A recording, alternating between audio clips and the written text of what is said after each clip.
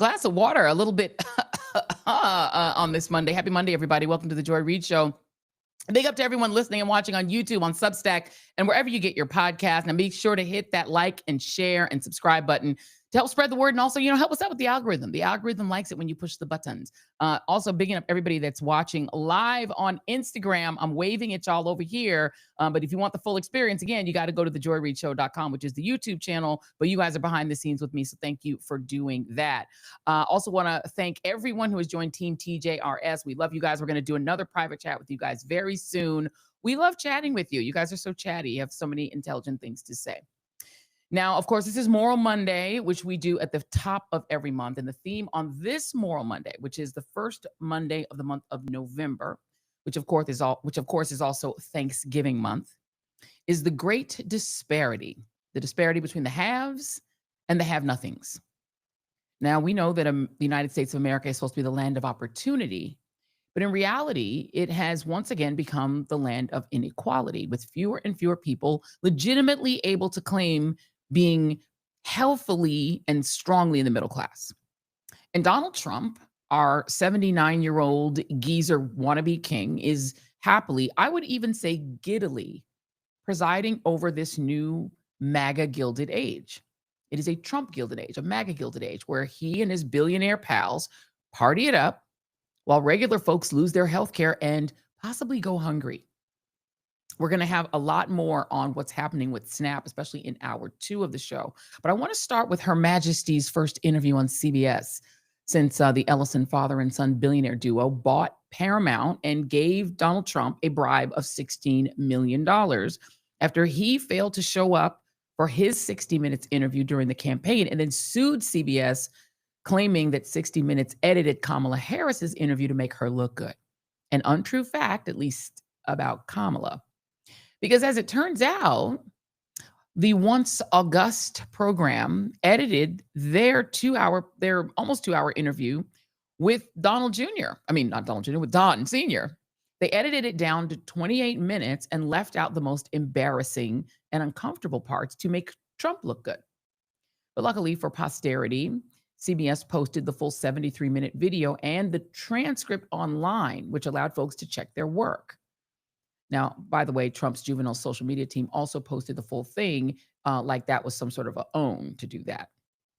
But let's go to our first clip. I want you guys to watch Donald Trump answering Norah O'Donnell's question about his corruption. This is A1.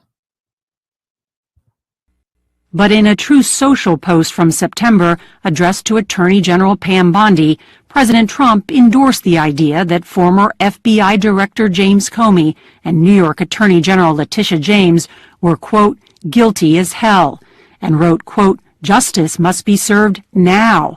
5 days later, James Comey was indicted.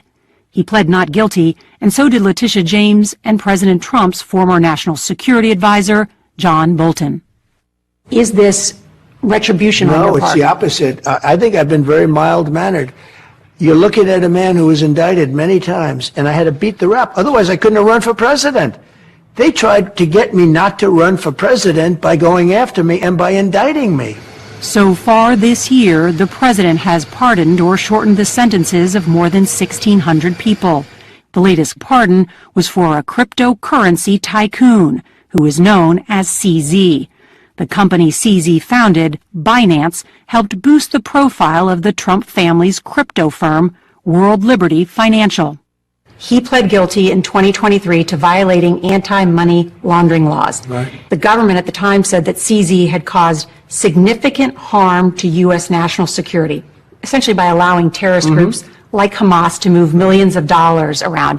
Why did you pardon him? Okay, are you ready? I don't know who he is. I know he got a 4-month sentence or something like that, and I heard it was a Biden witch hunt. In 2025, his crypto exchange Binance helped facilitate a $2 billion purchase of World Liberty Financial's stablecoin. And then you pardoned CZ.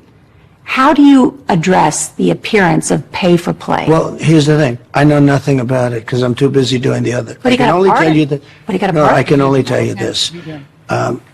My sons are into it. I'm glad they are because it's probably a great industry, crypto. I think it's good. You know, they're running a business. They're not in government. World Liberty Financial has denied any involvement. So by the way, first of all, there were a few things about this. So this was a 73-minute interview. And I think you should wonder why CBS didn't just play that out rather than have Norah O'Donnell go back over it and fill it in to sane wash it to make it more coherent by filling in. She interviewed him for 73 minutes. Why not just play it all the way through? That would be one question that I would have if I was looking at CBS and Bari Weiss and her new operation. And the second thing is they're filling in like the same details. But here's what the Daily Beast reported, because it turns out, you know, that toward the end, this part that you just saw came toward the end of the interview, which was at Mar-a-Lago, where Trump was doing his super party Halloween birthday extravaganza this weekend, right? So according to the Daily Beast, toward the end of the interview, Norah O'Donnell says to Trump, "May I have 2 more questions?" And now I'm going to read a little bit from this Daily Beast story. I don't have it in front of me, but I'm going to read it from here. And it says here, she asked, "Can I have 2 more questions?" To which Donald Trump says, "That means they'll treat me more fairly if I do. I want to get, now is good. Okay. Oh, those might be the ones I didn't want. I don't know. Okay, go ahead." So he says a sort of incoherent, rambling thing where he's like, "All right, go ahead, ask me about the question." And then Norah O'Donnell, she goes ahead and she asks the question that you just heard. She gets the answer that you just heard. But then, per the Beast, O'Donnell again asks if Trump is concerned about the appearance of corruption over pardoning this guy CZ due to his links to the Trump family.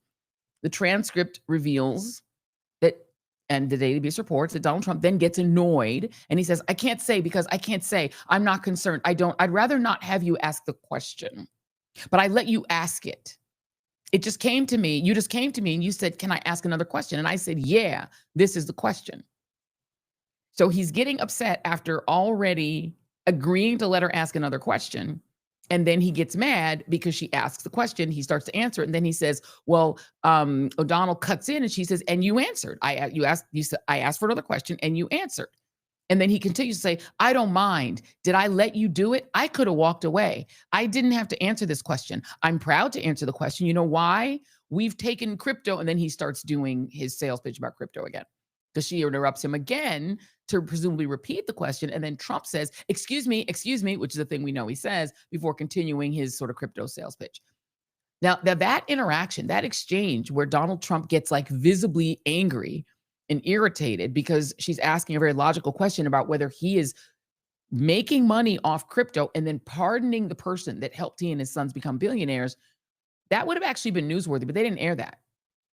It goes to show that Trump is getting something out of this deal with CBS.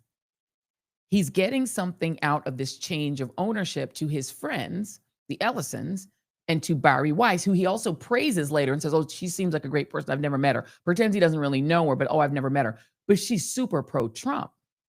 And that exchange, which would have showed him, you know, kind of crashing out over being confronted with his own corruption, that didn't make the cut. Now, again, Trump sued CBS for supposedly doing that kind of thing for Kamala Harris. But when CBS ultimately aired the full unedited Kamala Harris interview, there was nothing like that in there. So now he gets bribed $16 million off of lying about CBS editing interviews to make Kamala Harris look better.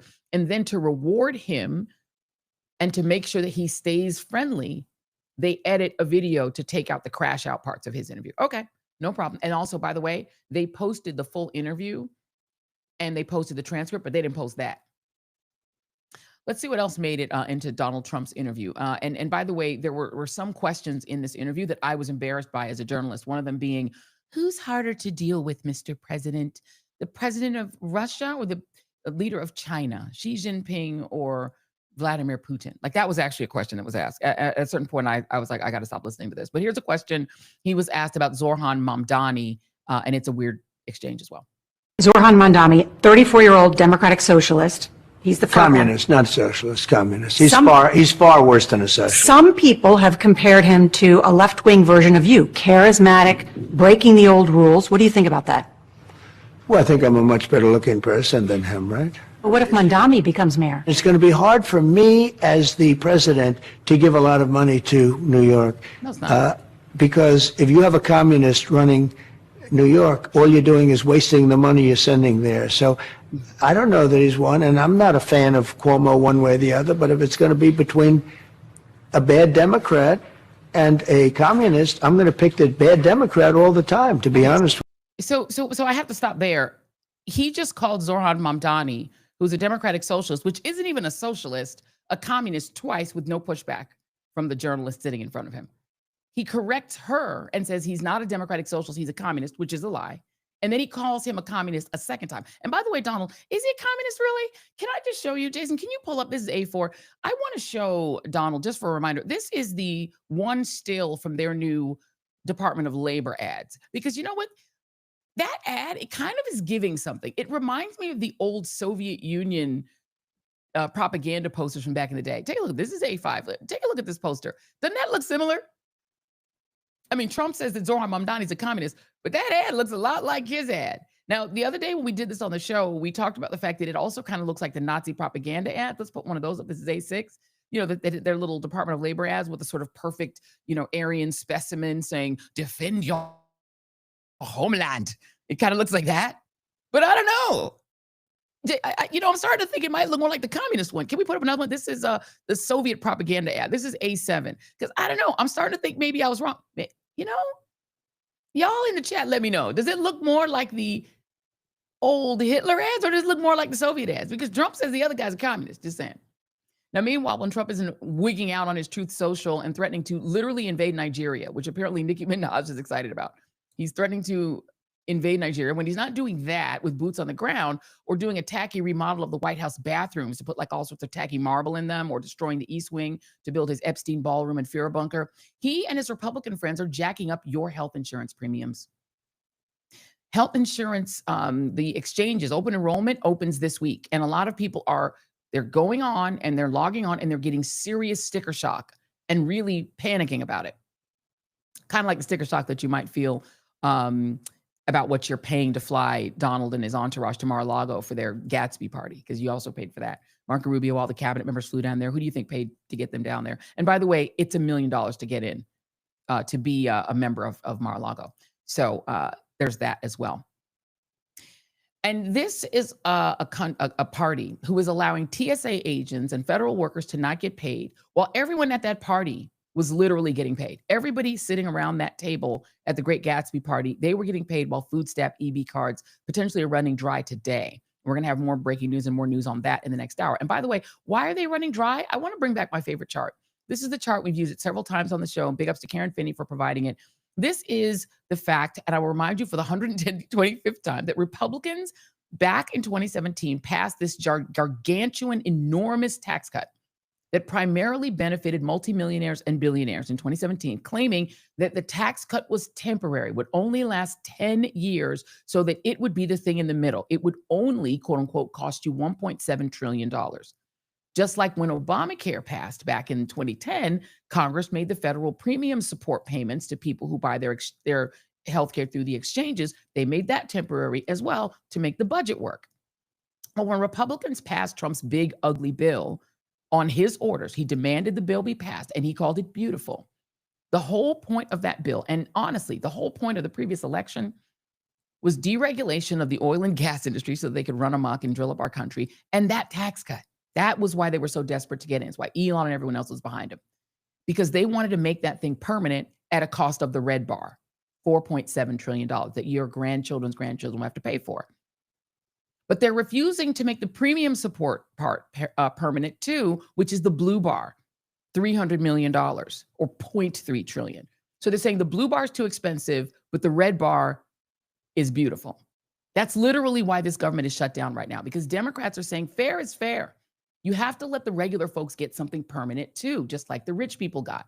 And Republicans said, no, let the premiums rise so that we can kill Obamacare, essentially demanding that Americans who aren't rich and who are increasingly unemployed and standing in literal food lines, demanding that they choose between healthcare and food. Joining me now is Chiquita Brooks-LaSure. She is the former administrator for Medicaid and Medicare Services. Thank you so much for being here. My pleasure. Thank you for having me. So talk about what the short-term and long-term pain looks like if those premium supports are not extended? Well, you started talking about just how we got here. That earlier in this year there was a massive tax cut passed. In addition, when that massive tax cut was passed, $1 trillion was taken out of Medicaid and ACA coverage with a lot of provisions that basically made it harder for states, hospitals, and people to get Medicaid dollars. So now we're fast forward, we're talking about the ACA subsidies expiring, and we just started open enrollment. It started November 1st, where people are starting to look. And I want to talk a little bit about who these people are. These are people who work, who are right above the Medicaid level, so they're not eligible for Medicaid, and they are not offered coverage from their employer. Doesn't mean they're not working. It just means their employer isn't offering them affordable coverage. So this That is could, like, just not to interrupt you, but you're talking about yeah, like people who are freelancers, like makeup artists, yes. hairstylists, people who own a hair salon or in a small business people, Uber drivers, Lyft drivers, people who are delivery drivers for Amazon, people who basically they work every day, but they work Mhm. for a company that either doesn't provide them healthcare or doesn't provide them sufficient coverage, and so they're having to purchase through the exchange to get fully covered. That's what you mean? That's exactly what I mean, and it's particularly people who have left their employers and said, "I wanna start my own business." A couple weeks ago, sat next to a young woman, 29. She does artwork with children, and so she works for herself, supports her brother who has severe disabilities, is on Medicaid, but she is, an ACA, tax credit recipient. And I want to tell you just a little bit about what these enhanced tax credits did, because while I was administrator during the Biden administration, they were passed. And we went from people being able to afford coverage to really being able to afford coverage. I spoke to a woman who her tax credits, when the subsidies had been passed, her premium went down $70, and she had just been diagnosed with diabetes, had to take medications. Those medications were $50. So now she's able to afford the medications that she needs. That's what this has meant to people, small business owners. Talked to a couple who, in their 50s, where before the ACA is behind me. I was part of expansion before that. If you had a pre-existing condition, you might not be able to be covered. And particularly for people 50 to 65, Right. it made coverage affordable for them so they could leave their jobs and start their own businesses. And that was this couple who both of whom ended up getting cancer, but because they could afford these enhanced subsidies for middle class families, they were able to afford their coverage. Right. And I think for people to understand, like if you have a regular job, right? And first of all, even if you got a job, but it takes 6 weeks for you to get covered, because sometimes you don't Hmm. get covered right away, you need something Right. supplemental, right? So I've been a freelancer from time to time, but most of the time when I was freelancing, Jason had a full-time job. So we would Yeah. shift from when I was a freelancer, I was on his insurance Hmm. and we would do it that way. So play back and forth. Now that we are doing this independently, starting at the top of the year, we're going to be insuring ourselves, and we're going to Yeah. have to have our small company take out that ACA type of insurance.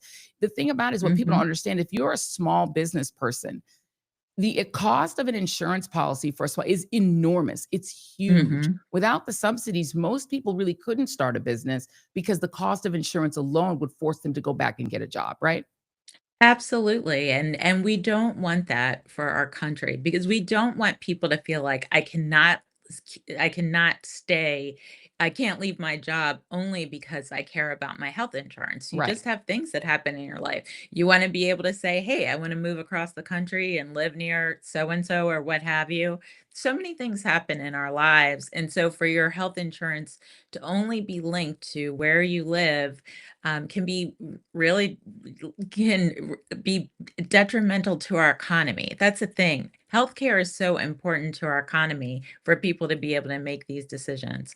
And every type of coverage is subsidized by the government, right? So Yeah, if you have employer sponsored insurance, I do, right? The employer gets a tax break and you as an individual get a tax break. If that's right. Medicaid is paying, Medicare is paying, the government is paying. The ACA is the same. You need to subsidize coverage to make it affordable. That's just part of how healthcare has worked in our country. And so by not extending it, again, the enhanced subsidies made such a difference, particularly at the lowest ends and the higher ends. So people who are firmly in the middle class, business owners, made it more affordable for them to buy coverage. And if they made more money, not have to worry that they're going to owe thousands of dollars left. Just to give you one example, there are going to be people who are at the higher ends who are going to owe $22,000. That is an awful lot of money, even if you think their incomes seem high, right?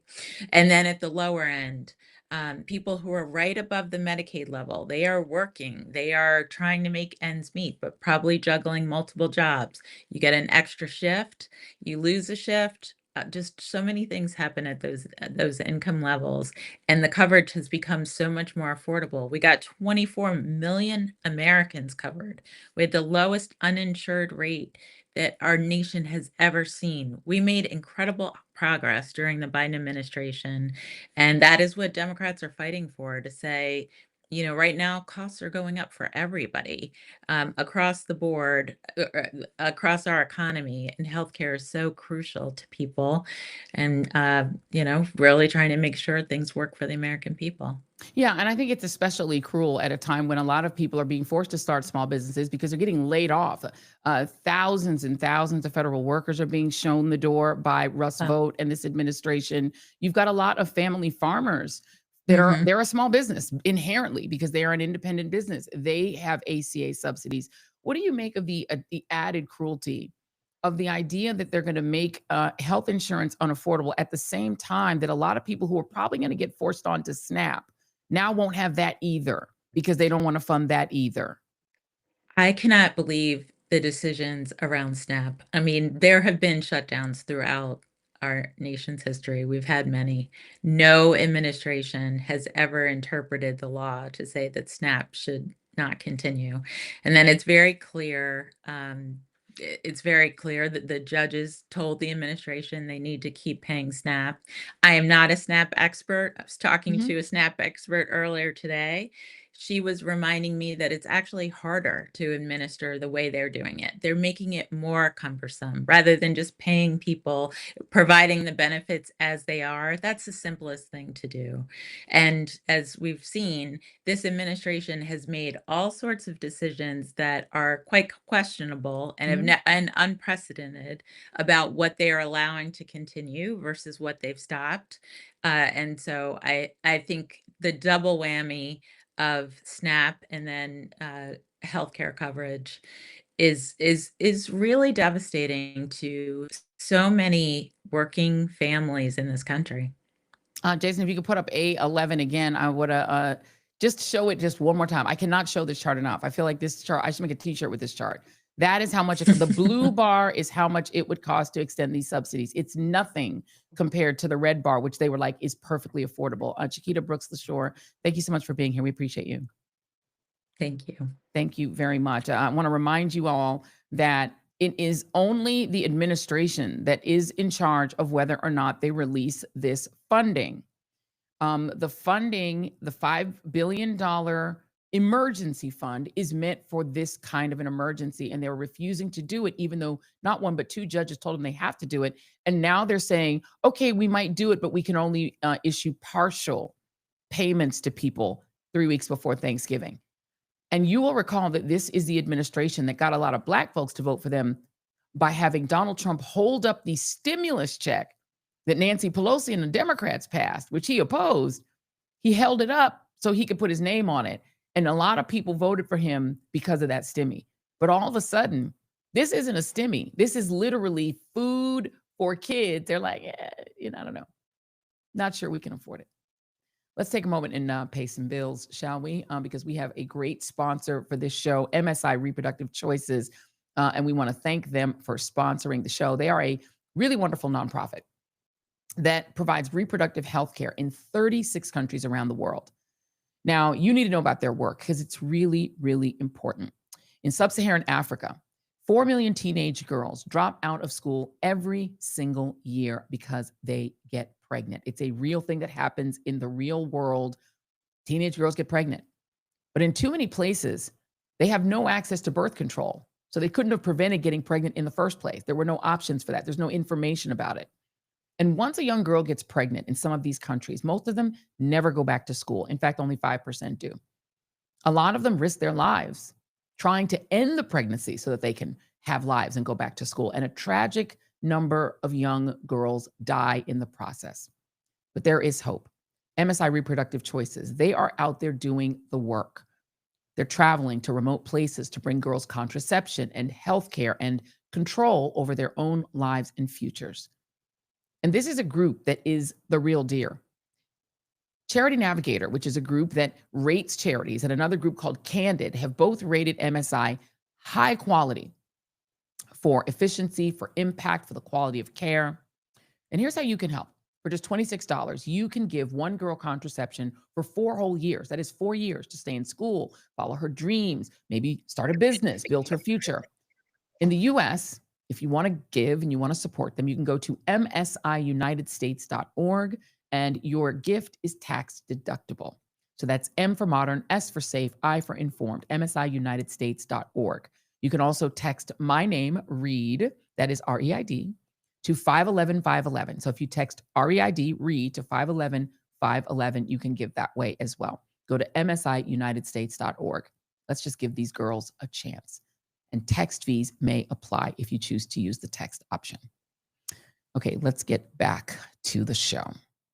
I want to play you another clip from that not so great 60 Minutes interview post a CBS Trump bribe. This is about border crossings. This is B1. Illegal crossings at the southern border are at a 55-year low. More recently, Americans have been watching videos of ICE tackling a young mother, tear gas being used in a Chicago residential neighborhood, and the smashing of car windows. Have some of these raids gone too far? No, I think they haven't gone far enough because we've been held back by the judges, by the liberal judges that were put in by Biden and by Obama. You're okay with those tactics? Yeah, because you have to get the people out. You know, you have to look at the people. Many of them are murderers. Many of them are people that were thrown out of their countries because they were, criminals. Well, you promised in your campaign that you were going to deport the worst of the worst. That's violent criminals, we're doing that. Rapists. Well, that's what we're doing. But a lot of the people that your administration has arrested and deported aren't violent criminals. Landscapers, nannies, construction workers, landscapers who are criminals. Yeah. No, look. The family of U.S. service members. I need landscapers and I need farmers more than anybody, okay? Is it your intent to deport people who do not have a criminal record?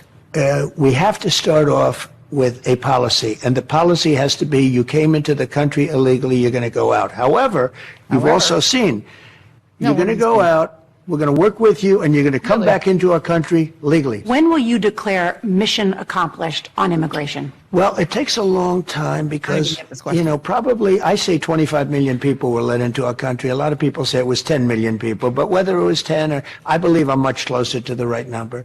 Of the 25, many of them should not be here. But we're cleaning up our cities. I can't. Okay, I don't even know where to begin. First of all, you should really interrupt him when he's just making things up.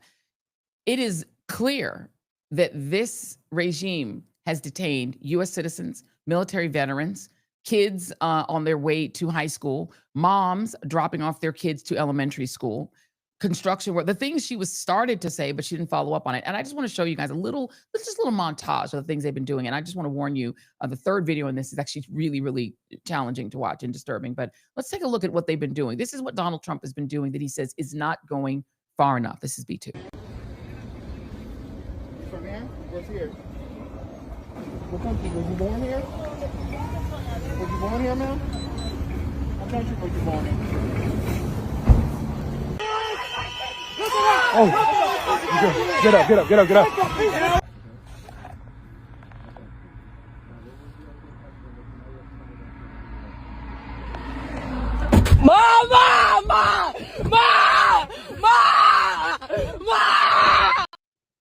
That's what they're doing.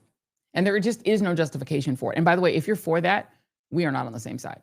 They are racially profiling folks. That first video was them literally these feds walking up to brown people and saying, where are you from? What country are you from? And in the third case where the child is screaming because their mother got attacked, she couldn't under pressure recite her social security number fast enough. And that is why she was thrown on the ground, tackled, and detained. That is what Donald Trump is doing. Not a rational, normal policy.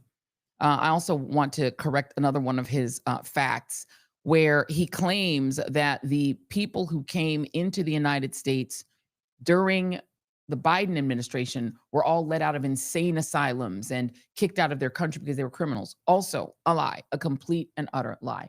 But we're going to tackle that with our guest. Joining me now is Kica Matos, and she is the president of NILC, an organization that is working to make immigration fair and just. Thank you so much for being here.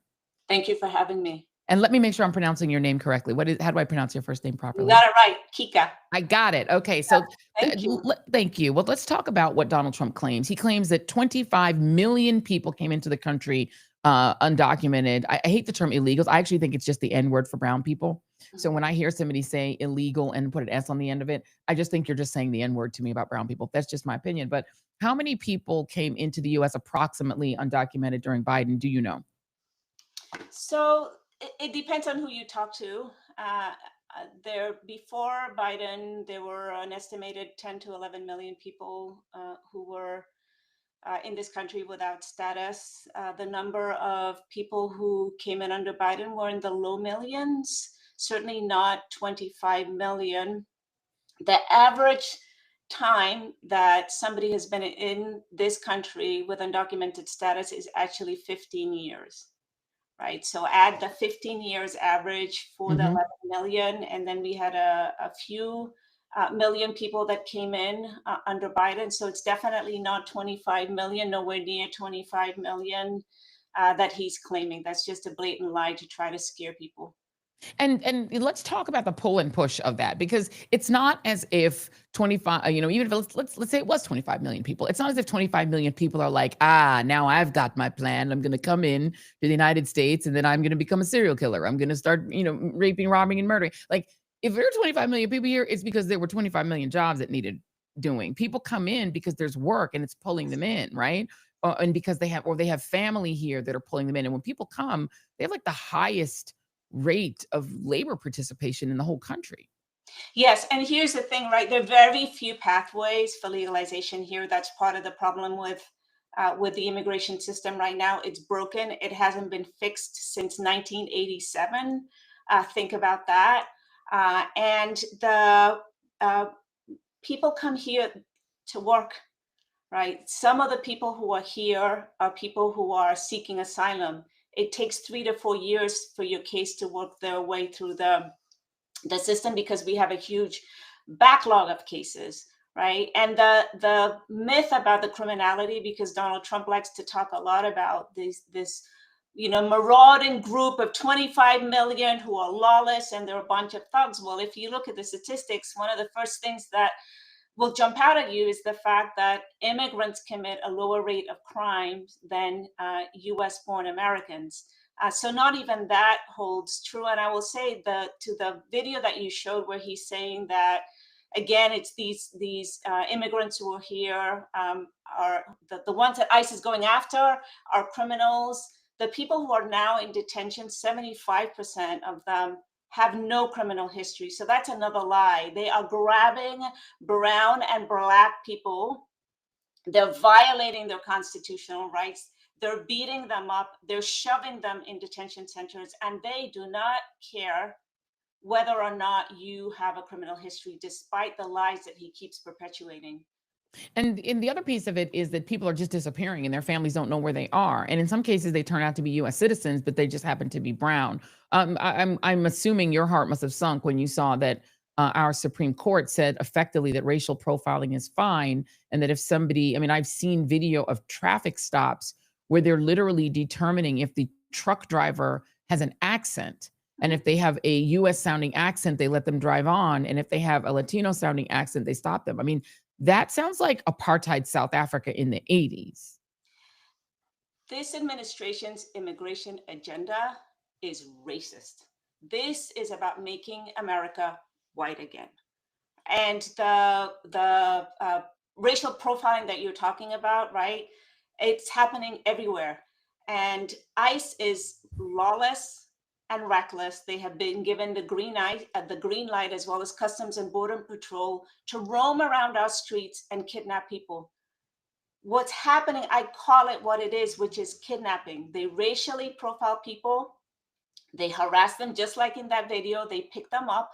They brutalize them. They shove them in the detention centers, and they try to get as many people as they can deported. Now, here's the insidious thing about racial profiling, right? This came out of a temporary restraining order that a judge in California issued because of the level of lawlessness that Customs and Border Patrol and ICE was engaging in LA. They were specifically targeting Latino neighborhoods, and they were going to places like Home Depot, right? They were looking for places where they knew they would find brown people, and they would jump out of the back of trucks and immediately start rounding up immigrants. So this judge issues a temporary restraining order, and Judge Kavanaugh lifts it and says, well, this is just an inconvenience, right, for these brown people, right? That's just, of course, there's a correlation between where they live and your documented status. So for those brown people who have been subject to this, it's just inconvenient.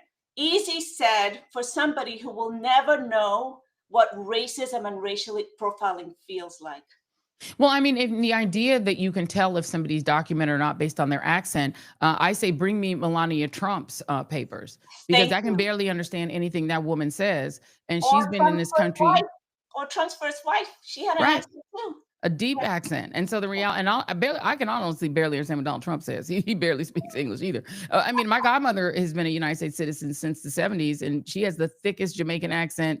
If you can't understand a thick Jamaican accent, good luck with that. She's an American. It's like, that is not the way you tell, because otherwise they would have kidnapped Melania a long time ago, no? Well, except she's white. And there you go. Targeting for the immigrants they're looking for, they look like you, they look like me, right? They're brown and black people with accents if they get them to open their mouth, right? My mother, I'm Puerto Rican, my mother's Puerto Rican. She has a very thick accent. Right, this is all part and parcel of ways that they can try to target people of color, harass them, and if they can't prove their status immediately, right, they get shoved into what we politely call detention centers, but they're jails and prisons. And just to give you a startling statistics, 170 US citizens thus far in the last 11 months have been detained by ICE, and some of them have had to stay the night because ICE, despite the fact that they've been told I am a US citizen, ignores them. Why? Because they look like we do. Yeah. I will note that they're also using, they're taking cameras around with them. Jacob Silveroff has done some great reporting on this at Ms. Now. And they are documenting what they're doing, and they're making sort of like, ISIS, the terrorist group, used to make these slick videos that they would post on Twitter to try to recruit more people. They're doing the same thing. They're creating these really weird videos. The Chicago Sun-Times has actually ordered them to stop using their images. They're, without paying for them, using images from the Chicago Sun-Times. You can see them on the screen, and they're slicking them up without the photographer or the newspaper giving them permission, and using that to boost. They want people to know that they're doing this. They want people to see it as some sort of like version of Cops. Mm-hmm.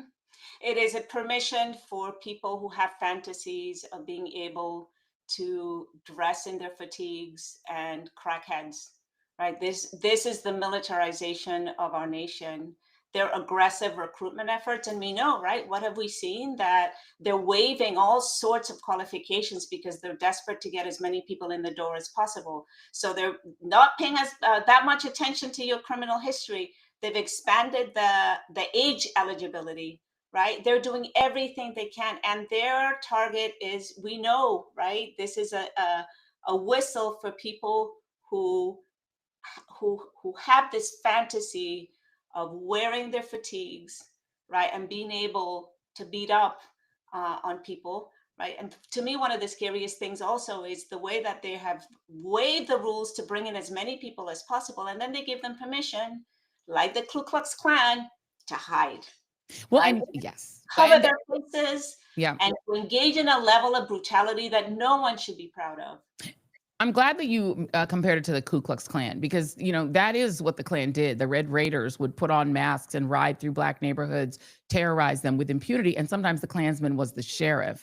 And in this case, we don't know if these are portly Proud Boys, out of shape oath keepers.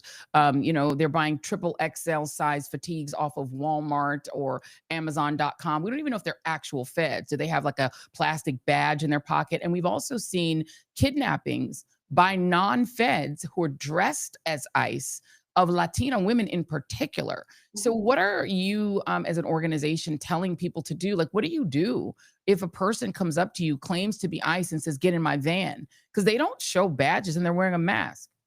One of the biggest things we have really focused on is know your rights education, right? We have produced a ton of materials in multiple languages, in language that is accessible. We're not looking to sound like smart lawyers. We're looking to create materials that people understand. And we're saying to people, the best way that you can protect yourself right now is by knowing your rights. Somebody tells you to get in your van, right? The first thing you do is you whip out your phone and you start recording. They ask you for your name, you say nothing, right? You're going to be silent. You ask, am I free to leave, right? And you also want to make sure that if you are arrested and you are detained, that you reach out to a lawyer, right? You say nothing. If they try to knock on your door, oh, we're looking for somebody in the neighborhood, a terrible crime has been committed, can you open the door and let me in?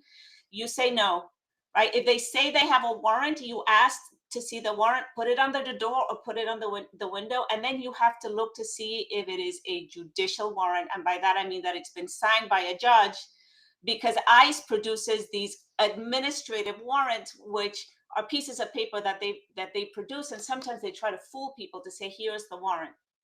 And so you really want to look. If it's not signed by a judge, then you say, I do not give you the consent to come into my house, right? So the biggest way that you can protect yourself right now is by knowing your rights. Now, if ICE does what we saw in that video and they grab you and they try to shove you into a van, look for people to yell your name and your number. My name is whatever, call whoever, and this is their number.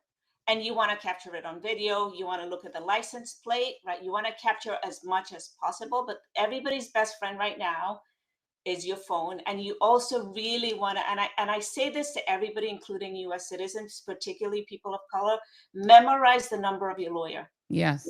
Because right now they are grabbing as many people as possible.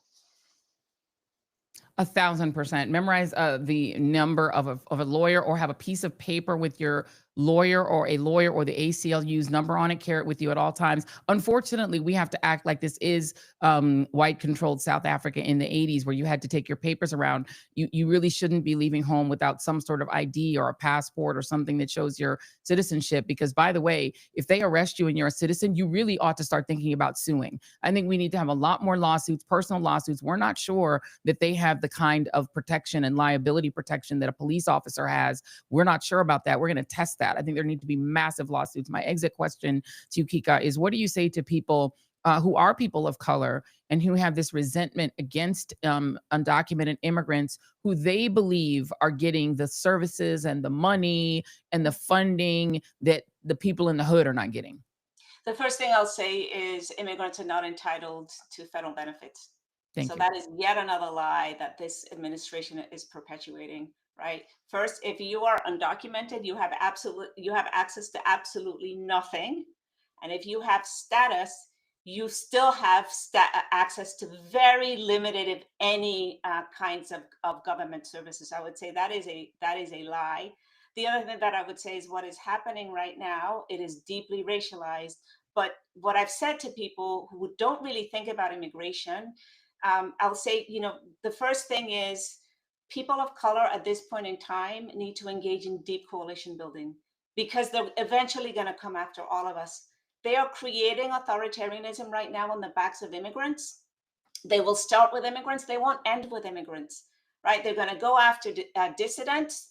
They're going to start spreading more deeply to go into communities of color. And so you should care right now about what's going on in the immigration front, because eventually they're going to use that tool to come after all of us. So if there was ever a time to engage in deep Black and brown solidarity, it's right now, because it may get to the point where they'll say to you, I'm picking you up. I don't even when I ask you about your status, I don't care. Right? I have now become, this administration really wants to be able to deprive people of their constitutional rights with immunity. And that is what they're doing. And by the way, my spicy whites, y'all are not immune either. They shot a priest, a white priest, in the head with a pepper ball. And he was quite clearly not Latino or Black. And they didn't care at all. He had his arms open in prayer. He had his pastoral collars on, and they still shot him in the head with a pepper ball. So they will come for anyone who opposes them, anyone who dissents. They will come after everyone. So it is solidarity time. Kica Matos, thank you very much. Come back anytime. Thank you for having me. Thank you very much. A reminder, by the way, that tomorrow is election day in multiple states, because the only thing you can do, this might be the last year we have free and fair elections, y'all. I mean, I'm serious. I know we constantly say elections are important. This is it, because by next year, they're going to have troops in the streets in every election precinct in a blue precinct or state. Do you think they're going to just pull their National Guard and their troops off the streets because there's an election? No, they're testing it this year so that they can try to prevent there being free and fair elections next year. So these elections are really important. Virginia has a race for governor, and I'm sorry, but the lady has a beautiful name, Winston, one of my favorite names. She is batshit crazy. Y'all need to make sure that you go vote for. The other lady may not be the most exciting person in the world, but baby, you better go vote for that lady, Spamberger, because the other lady went some crazy. You don't want that lady to be governor. There's also a lieutenant governor race and an attorney general race. Y'all are mad at the AG candidate that's the Democrat because he sent some spicy texts. Sorry, the other one will not defend your right to an abortion, will not defend your right to food stamps, will not defend you if you are a federal worker. You better suck it up, hold your nose, and vote for that AG, the brother. You better vote for him. And there's one who has the last name Reid. Don't vote for that one either. Nope, good last name, bad candidate.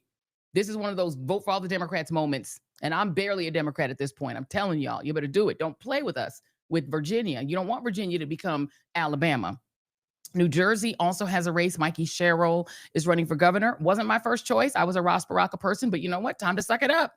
Go out there and vote for Mikey Sherrill, because you're going to want governors who will actually fight this regime. Because next year, any state with a Republican governor and a full Republican administration, you're not going to get a free and fair election in that state. They're going to play ball. They'll probably redistrict the state to make sure there are no Democrats left, okay? And then, of course, there's the New York mayor's race, which is exciting and freaking out even the Democrats. And, of course, Maine Senate primary. We had one of the candidates on this show, but that Maine primary is very important, who's going to face Susan Collins. But there is also an interesting hyper-local race. We don't really do hyper-local too often. We're going to do one today. Let me turn to a piece in Atlanta Magazine. And it says every 4 years, Atlanta voters choose a mayor and a city council president. The mayor gets more attention, but insiders know the council president can quietly steer the city's agenda. This November, that gavel changes hands. Current council president Doug Shipman, elected in 2021, isn't running for a second term. His successor will preside over a 15-member body that drafts and passes all city laws, controls the budget, and can override mayoral vetoes. So it turns out these little local races are important. The president doesn't usually vote, but runs meetings, breaks ties, and serves as the council's guiding voice. The role can be pivotal in moments of controversy. Shipman presided last year when the council faced 14 hours of public testimony over funding for the controversial public safety training center in Southwest Atlanta, aka Cop City. The funding was approved for Cop City. His predecessors oversaw equally defining debates, from Beltline funding in the early 2000s, which is like a little train, to divisive policies over homelessness and spending before the 1996 Olympics. The council president also sets the tone for how the body interacts with the mayor's office, business leaders, and neighborhood groups. If the president is effective, they can be a bridge or a roadblock, says one longtime City Hall advisor. I believe we do have one of the two candidates for council president. Do we have Rohit? Yes, Rohit Malhotra. I'm hopefully pronouncing your name Rohit Malhotra. Is that correct? Yeah, it's Rohit. Yes. Rohit, yeah. Rohit. Yeah. I'm grateful. Doing pretty well tonight. I'm doing pretty well on the pronunciations. Rohit, thanks so much for being here. So that I have read was that a pretty accurate description of the job that you're going for? Yeah, so I think there's the policy process and procedure pieces. The two main things that I think are also important is that this is also a position that determines committee assignments. So which committees, which council members are on, which you want to make sure that process is completely independent from the executive branch of government. We all know that if the executive branch of government starts telling the legislative branch of government what to do, that can cause a lot of challenges. But the second thing is that in cities like New York, they call this office the Office of the Public Advocate. And its public advocacy role is also extremely important. This is a historic role in the city of Atlanta, so it plays a pretty important role in how politics is done in the city. I have read stories that this job has, people have gotten it with like 5,000 votes. I mean, this is a city of Atlanta, just the city is 520,000 people, but that a lot of people skip this line. Talk about how you get people to understand how these hyper local races matter, because it seems to me, just my little reading of it, it is much more important than people think. Yeah, I think this is we're in a political moment where people are understanding how important the races that we may not pay as much attention to, that may not be always on the front headline of the conversation, but actually have power in decision making, how important it is that we pay attention to those races. This role of city council president up until 1974 was called vice mayor. And the last vice mayor of the city of Atlanta was a young person named Maynard Jackson.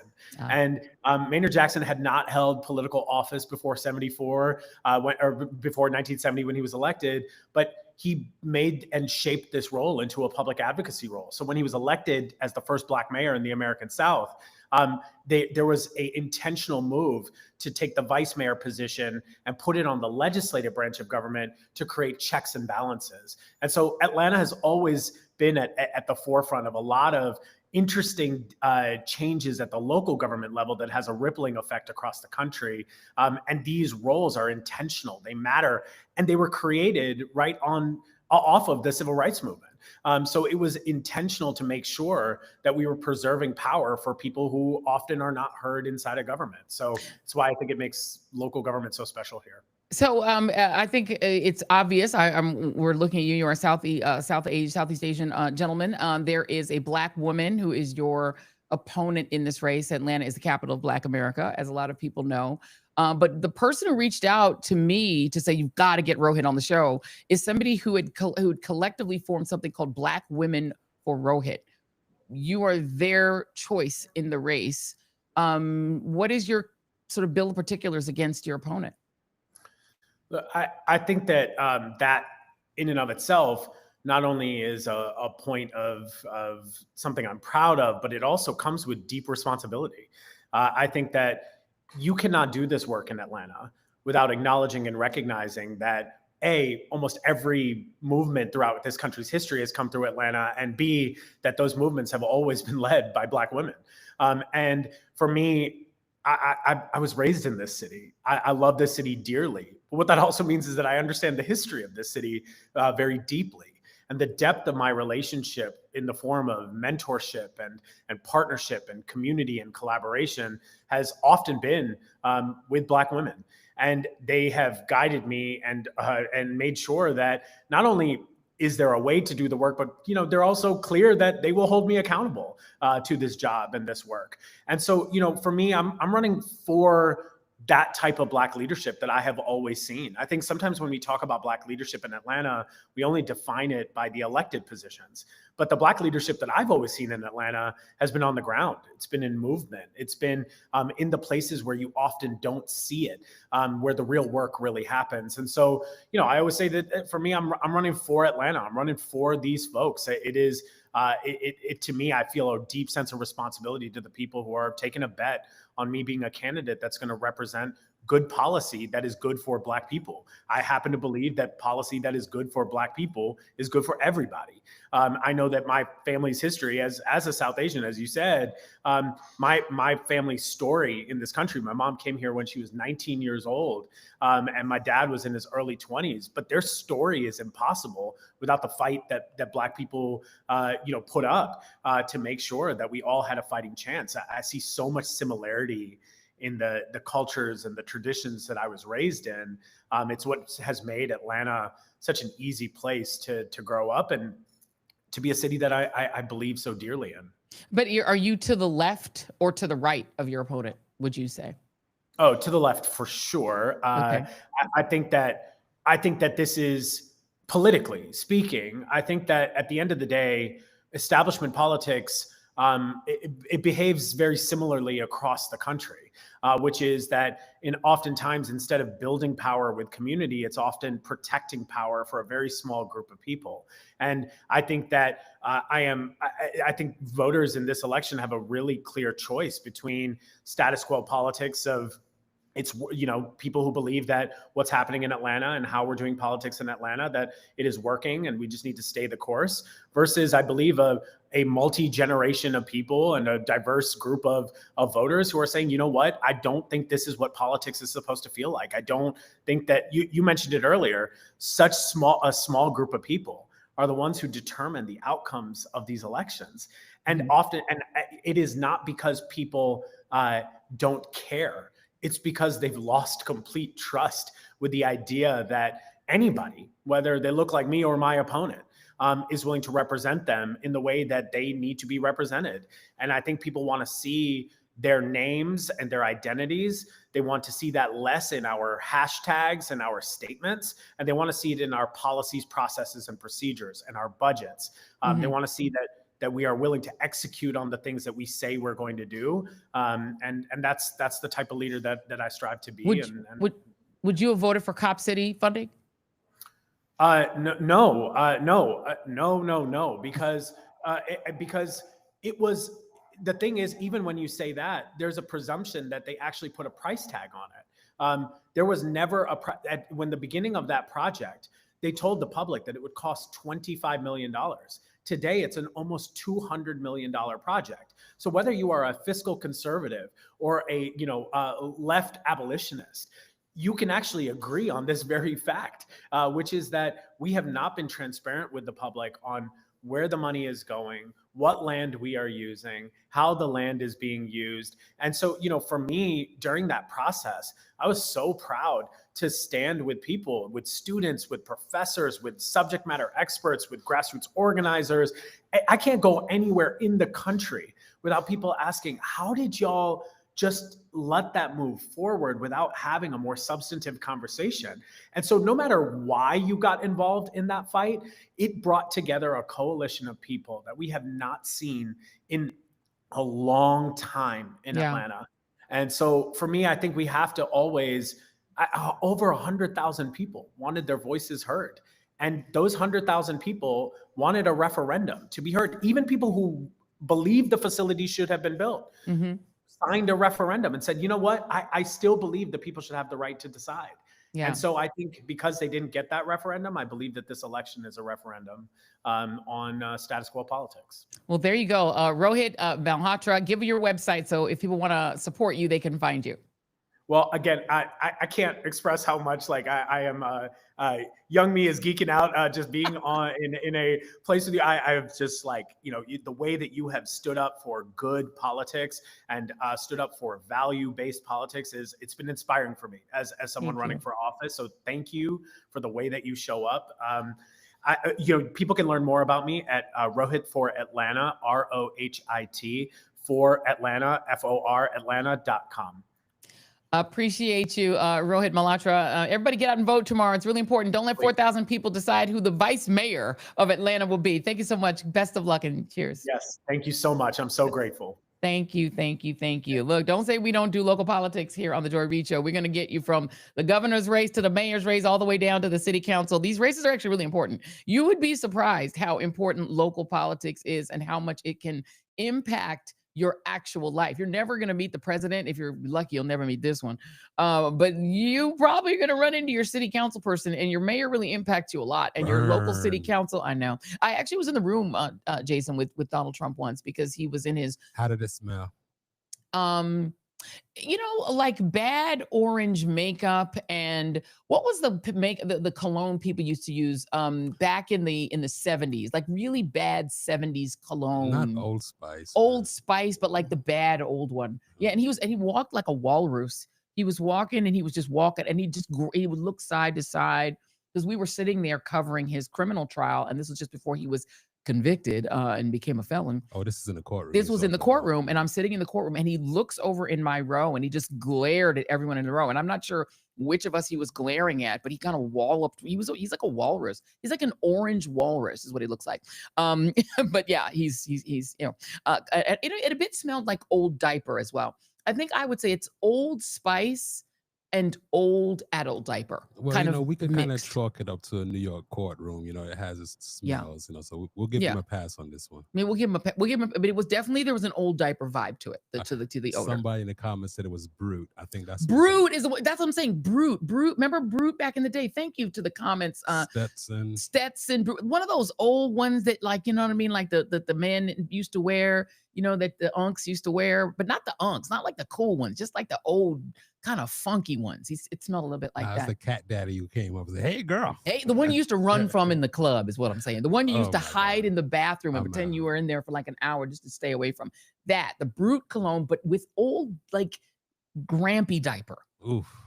Second is what I'm saying. And he had the Thickums pant that showed that he was definitely wearing the diaper, because it was a very Thickums pant that was happening, that was up high here. And then the tie was long. He's a weird looking dude, y'all. That's the only time I've ever been in the same room with the man. I wrote a whole book about him. Coming up in hour 2, which we're starting right now, our Moral Mondays. This is the thing that we do at the top of every month. We have a great stand-in for Bishop William Barber today, because he is traveling. But we are going to talk about this, because I think it's really important that we speak about the fact that this is a country that claims to be Christian. And Christianity is supposed to be about caring at base for the poor, the sick, and the elder. But this is a regime that claims to be a sort of Christian nationalist regime, but that is willingly denying people food. Food to the poor is being denied, and also health care for people in need, while Republicans scramble to pretend that they're not for that. They're not for that, they say. Don't forget to hit like and share to make sure that you don't miss a thing. Be sure to share it with a foe. Share it with a friend, or share it with a foe, just to piss them off. So welcome to hour 2 of the Joy Reid Show. And again, big up to the chats who let us know who are knowledgeable about all the old-timey men's colognes from the 70s and 80s. We appreciate that. And on this Moral Monday theme, a reminder that this is Thanksgiving month. And this great disparity between the super rich and the rest is really becoming a thing. We are definitely living in the MAGA Gilded Age, the Trump Gilded Age.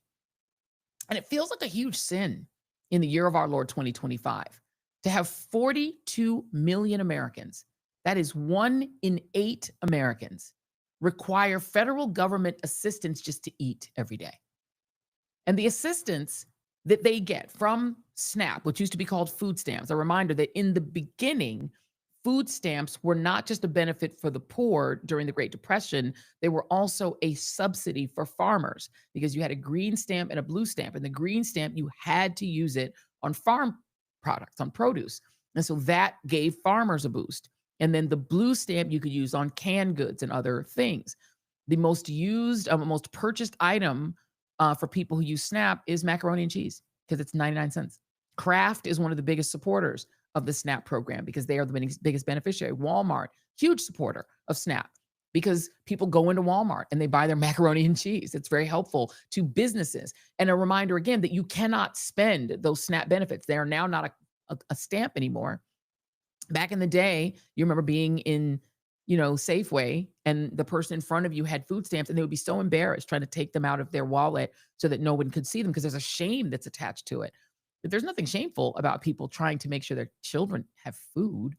But now, to make it a little less shameful, it's no longer a physical coupon. It's actually a card. It's an EBT card that you swipe. And the government can just fill that card. They can fill that card at any time.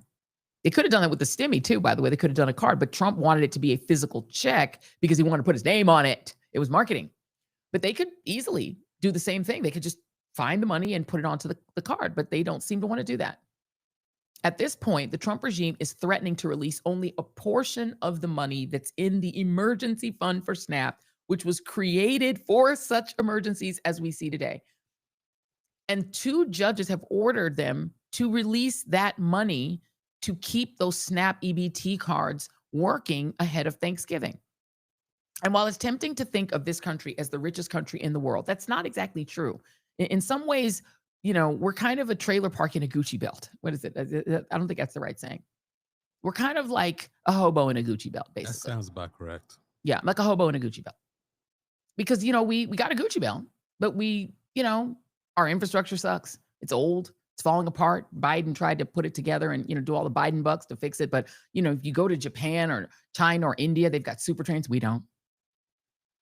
We got a lot of poor people, 42 million. 1 in 8 Americans is on SNAP. That's not good. And if you go by gross domestic product, right, the sort of gross domestic product, the U.S. is actually, we're among the richest in the world, but we're like in the middle of the richest. We're not like the richest by GDP. We also provide the least robust social safety net of any Western nation. So if you just look at it that way, and the ways that, we have sort of robbed our own people of resources, we're really not the richest country in the world. If you look at the countries that are the least rich in the world, it's all African countries. So we're going to look at D1. This is the poorest countries. And this will not surprise you because the African continent has been completely robbed of its resources. Look at the Congo, which should be the richest country in the world based on the resources under the ground, but they're among the 16 poorest countries in the world because the Europeans have stolen all the resources and continue to just steal from them. So African countries, South Sudan is the poorest. These by GDP are the poorest countries in the world, okay?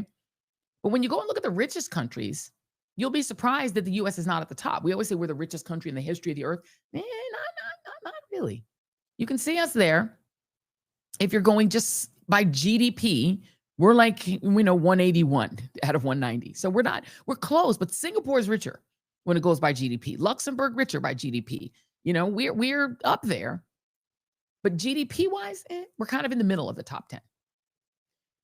And this is what is happening in our relatively rich country, where, again, 1 in 8 people needs the federal government to help them eat.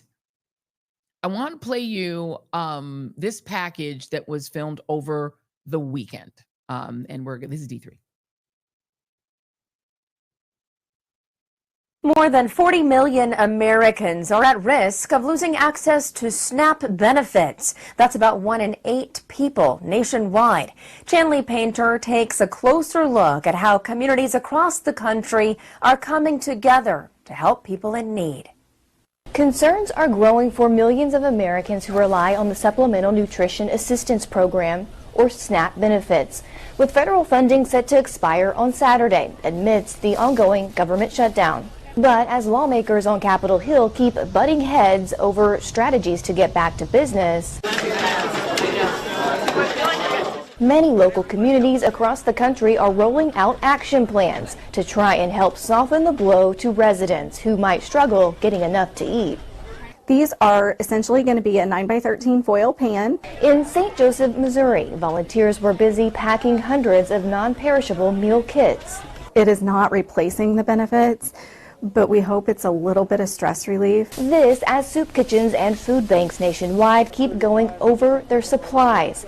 Many expect a surge of people to start lining up outside their centers starting this weekend. There's tons of seniors, there's a lot of disabled people, so they rely on us because the SNAP is just not enough.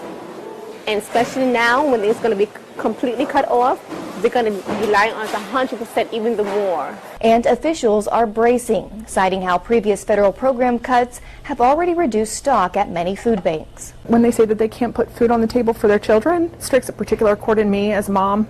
Meanwhile, folks in some neighborhoods are getting creative as they prepare to hand out canned goods and candy to trick-or-treaters in need.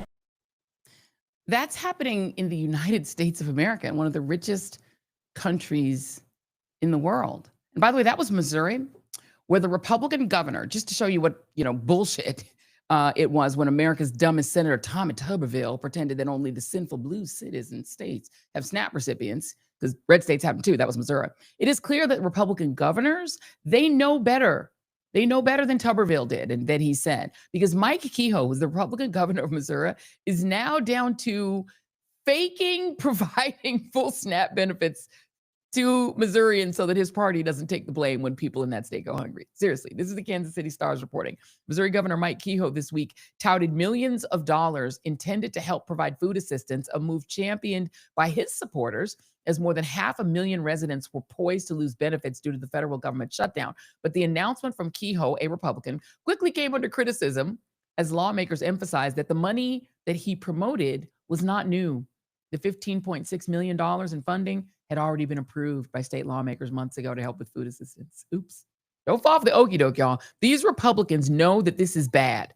And I have some reporting, and that this is it's one source, so we're going to say it's just reporting, that Kehoe is really not happy about where this is going with the SNAP benefits, because Missouri is one of those states that has a lot of people on SNAP and Medicaid. And these governors are not happy with the politics of this, but they're not going to do anything about it. This is the other piece of reporting that I've heard, that they're not going to do anything about it because they want to wait until after tomorrow's elections just to make sure that they don't get hit in the elections because of it. They're concerned that they're going to get hit in the elections because of the government shutdown, the cost of Obamacare skyrocketing, and now on top of it, that SNAP benefits are going to be cut. They're concerned about it as Republicans, even though they don't like these programs and never liked school lunch programs. They never liked Medicaid. They don't like any of it, but they don't want to get blamed for it. Let me read you this New York Times headline. The White House is saying they're only going to make partial payments. The judge that has ordered them to make payments, they said, we'll only do part. The Trump administration will send partial payments this month to the roughly 42 million Americans who receive food stamps, offering only a temporary reprieve to low-income families as the government shutdown rapidly approaches its 6th week, longest shutdown in history. The government revealed its plans in a set of filings on Monday in federal court, just days after a judge found fault in the government's attempt to stop funding those benefits under the Supplemental Nutrition Assistance Program known as SNAP. But the roughly 1 in 8 families who receive SNAP may still be at risk of hunger and financial hardship. The Trump administration opted against using other funds to sustain the program, meaning it may have enough money to provide only about half of eligible households' total food stamp benefits in November. Again, a note, it's $6 a person a month. $6. It also remained unclear when food stamp recipients might actually receive their aid, since the Trump administration itself had acknowledged previously in court that there could be substantial delays in provisioning SNAP on a partial basis during the shutdown. So basically, if you're poor and hungry, you're kind of out of luck. And again, note who I have not mentioned here other than dumb Tommy Tuberville. I've mentioned Congress, because this is one of those cases where it is the administration, it is the executive branch that controls the Department of Agriculture, which is where SNAP lives. They have total control over solving this. Donald Trump could order his minions in the Agriculture Department to release that food and turn on those SNAP cards so people can eat. He doesn't want to do it. And so they're saying, hey, maybe we'll do it partly. It's kind of difficult. So let's see how that's playing out in some states. Let's go to a red state. Let's go to North Carolina. This is another report that came out over the weekend. This is D7. However, there is some reassurance for families across the triad. Schools and their meals will not be affected. While SNAP funds help families buy groceries, school meal programs operate separately. And Guilford County Schools says those cafeteria lines will stay open. Thanks to state and federal programs already in place, students who qualify for free or reduced meals will continue to receive them. And many campuses will still offer breakfast and lunch to all. Still, without SNAP, there is a lack of food resources for the state's most vulnerable. And NC's Association of Educators says that can still affect the classroom. If schools have a certain percentage of their kids who qualify for SNAP benefits or Medicaid, then the school can provide free lunches for not only those students, but more than those students. Right. And so what we're seeing here is a situation we're going to see compounding problems. Right. So we're going to see kids who are hungrier because their families don't have access to resources to get groceries. Right. 1. 2, the parents in those homes are also going to be hungrier. And you know what that means? You can have a child that can still, because states are trying to backstop and still fund their school lunches, even red states that do not approve of the idea of free school lunch.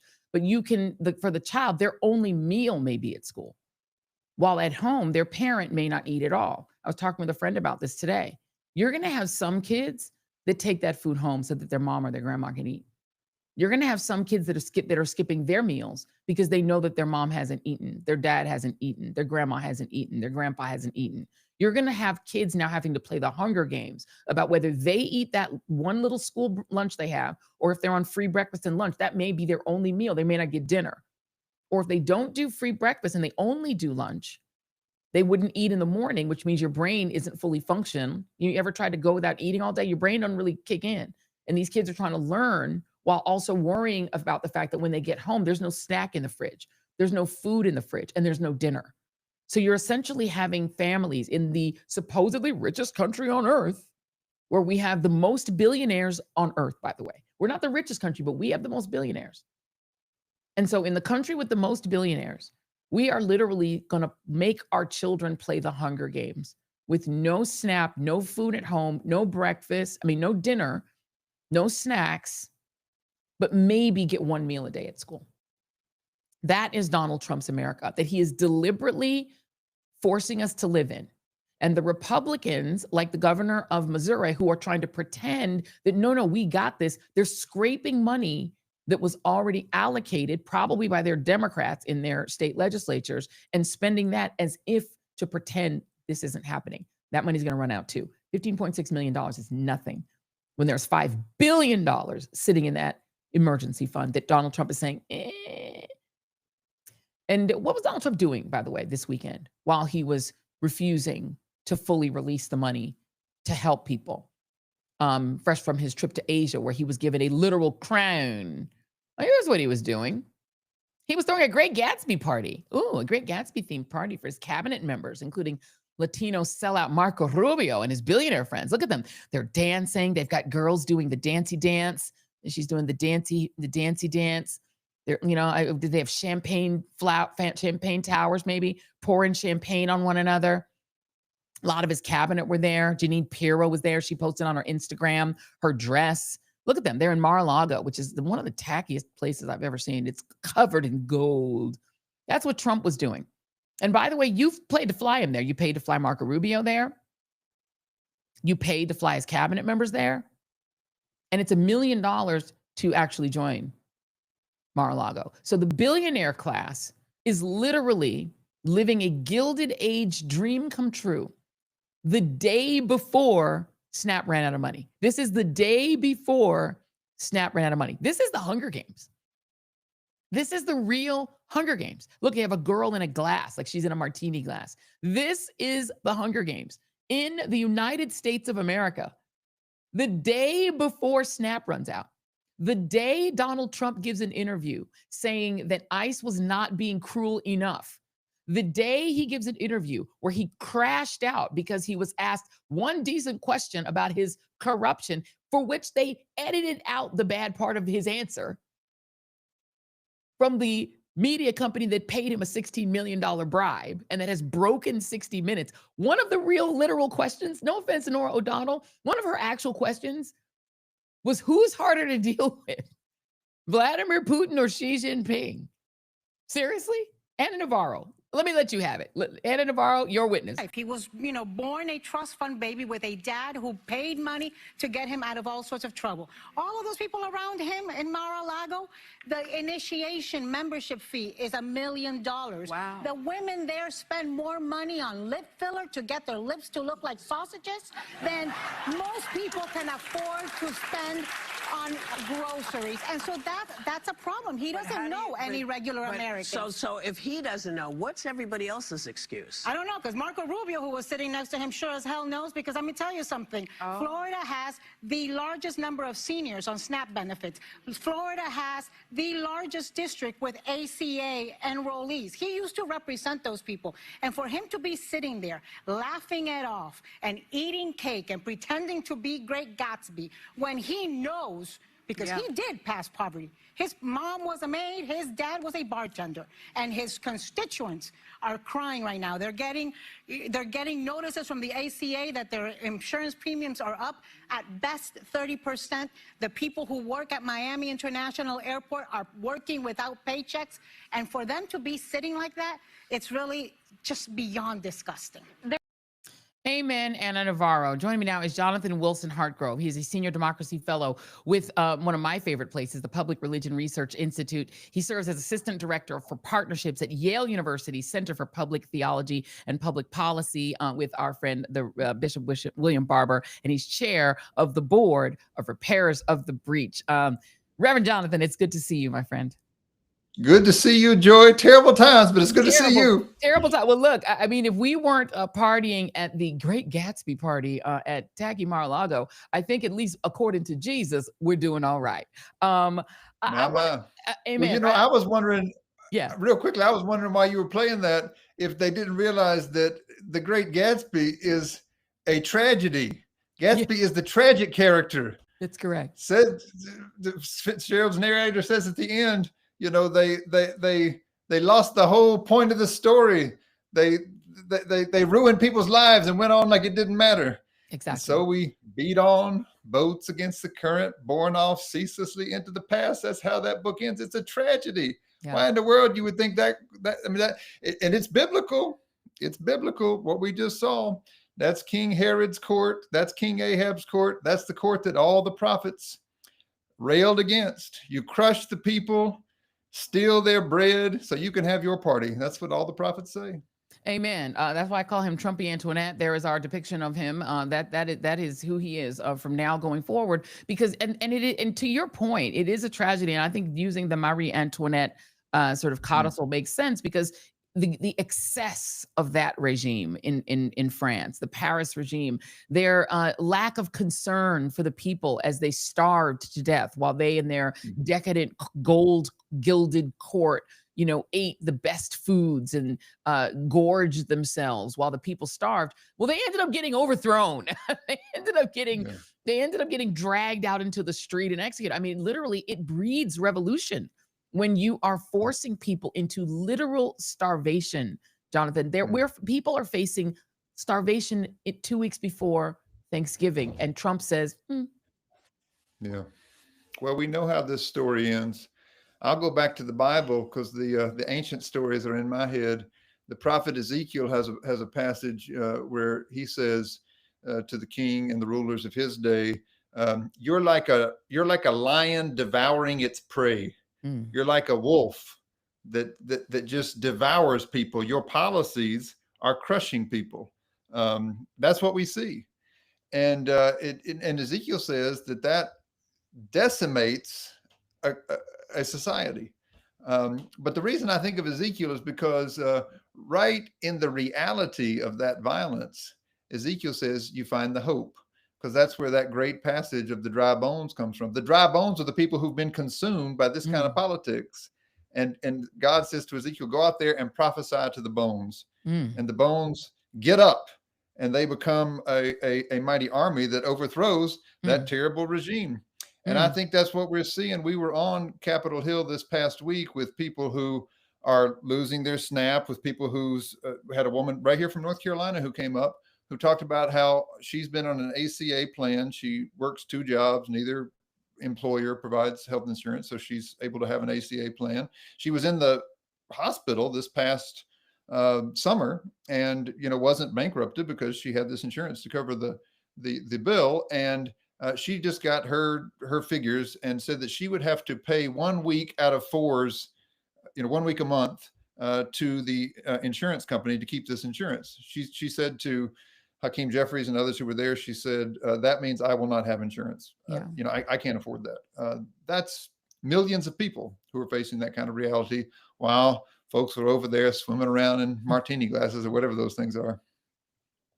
The thing that's so vile about it is, you know, as wealthy as this country is, and again, it's not the wealthiest country in the world. We did the chart earlier. We are the most stingy when it comes to giving things like healthcare to our people. Canada, they do better. Europe does better. We subsidize Israel to have full paid for healthcare, but we don't have it. And I think the stereotype that the right feeds off of in order to get votes is that they say, oh, that's just New York and Chicago and the blue cities, and it isn't our states. It's not the wholesome red states, it's the blue states. Well, we have a list of the most dependent states, the states that are the most dependent on the federal government. There's one blue state that always stands out at the top, and it's New Mexico, which has a very, very impoverished population, particularly in its indigenous population is very under funded in every way. And so you can see New Mexico always sits at the top. But look at all that red in there. There are a lot of red states that are, including the state where the Speaker of the House is from, Louisiana, which is one of the poorest states in the union, one of the most needy and dependent. And those top 19 states get more back from the federal government than they chip in. And other than, again, District of Columbia, which is made to stay impoverished on purpose because it's treated as a colony. But it's mostly red states. And I wonder what you make of that. And let's do the next chart here. If you go to the next chart, which is D13, and you get to the bottom of that chart and the states that are the most independent of the federal government, look at all the blue at the bottom. The states that they tend to deride and say are the taker. The taker states are the red states. And they are deliberate. They're choosing poverty, Jonathan. That's the thing I'd love you to talk about, because poverty is a choice. Letting people be poor is a choice that these states are making. Well, I think about those red states, and I think about, North Carolina, my home is there at 28, but there's so many in the South, so many across what's called the Bible Belt. We are people who have been subjected now for decades to a narrative that has said that somehow so-called small government is the ideal, and that is a representation of our values. When, as a matter of fact, the people who have pushed that lie, and they've had a lot of money to do it, have been funded by the billionaires, by the corporations that want to have lower taxes and want to, have more money to throw parties like we just saw. And what ends up happening is the people that they told they were going to represent their values are actually in communities that are being hit by this, right? Maybe you're, on an ACA plan, maybe you're not, maybe you're on SNAP, maybe you're not, but the grocery stores in those communities depend on SNAP benefits. Sometimes 30-35% of the income in a grocery store is from EBT cards. That's right. Which means, by the end of this week, if they don't figure out something, those places are going to be hurting. We actually, again, back to the hearing on Capitol Hill last week, we were there with a Moral Monday delegation, and Bishop Barber has been on here and shared with your listeners that we've been going to DC ever since this big ugly bill was introduced, because it was all about slashing these programs. And while they were introducing it, they said, no, nobody's going to lose anything. This is all just getting rid of so-called waste, fraud, and abuse. Well, now it's beginning to actually come into effect. And the result is that people are losing things. One of the people who's testified at these Moral Mondays here in North Carolina said, listen, the Medicaid cuts haven't come into effect yet federally, but the state Medicaid program has already cut its reimbursements to his providers by 10% in anticipation of the cuts, because it's on paper. They can see it. They know it's coming. And here we have this crisis because there are Democrats in the Congress who are holding the line and saying, we're not going to agree to fund the government until you negotiate those medical care cuts that are in that bill.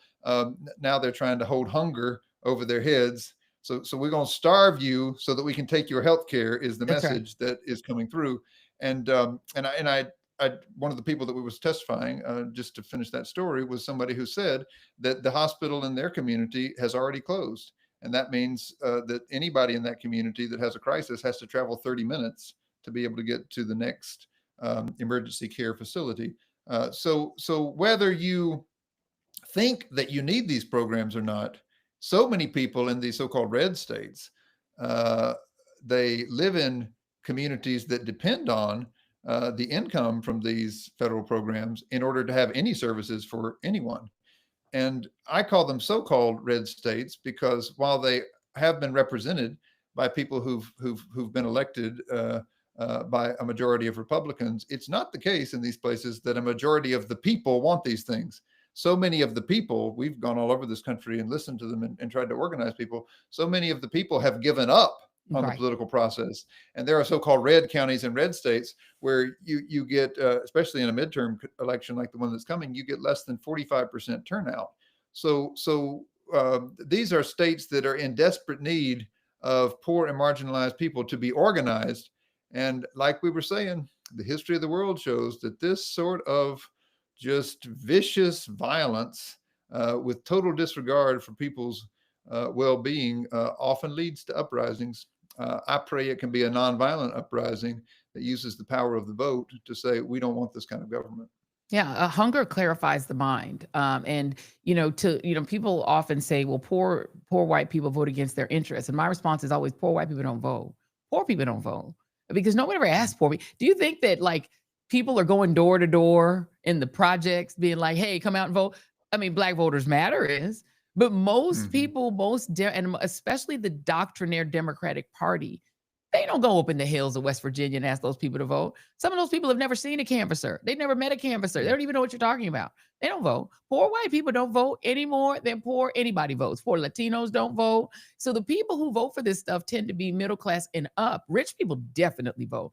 And they not just vote, they give a lot of money to make sure that they get what they want. Poor white people didn't do this because they didn't vote. and to the extent that they did do it, in the sense that they did vote for it, I want to do this story, show this story. This is D14, Jason. Fox keeps people, rich or poor, but who are white and conservative and see themselves conservative. They keep them locked into a sort of false world that makes them so angry at people who are not. You can put it back up. That they stay with the party that hates them. Yeah. Fox News got fooled by a set of AI videos that purported to show very stereotypical seeming Black people complaining that their EBT cards were going to be gone. And they fell for it because it fit the narrative that they sell to their viewers who are overwhelmingly white. Fox viewers are the whitest of all of the demographics of all the cable networks. They're white and they tend to be older. So these older whites are sitting there enraged, thinking these Blacks are just trying to get free money out of my pocket. And they're the ones who get food stamps. But let's look at the demographics of SNAP recipients, shall we? I don't know if you guys can see that. 2/3 of SNAP recipients are white. White women are actually the single largest group of SNAP recipients. Black folks, yes, because Black people are disproportionately poor in this country and make up more of the people who live below the poverty line. About 20%, 25, 21% of SNAP recipients are African-American. But you also have large swaths of indigenous folks that are on SNAP, large swaths of Latinos and Latinas who are on SNAP, and a whole lot of poor white people. And Jonathan, the fact that they never get highlighted, all the packages that I showed tonight had a really rich mix of humans who were in those schools eating free lunch. They were white kids, Black kids, Asian American kids, everybody. There are a lot of poor, and people think no Asians are poor. Oh no, there are some very poor Asian Americans.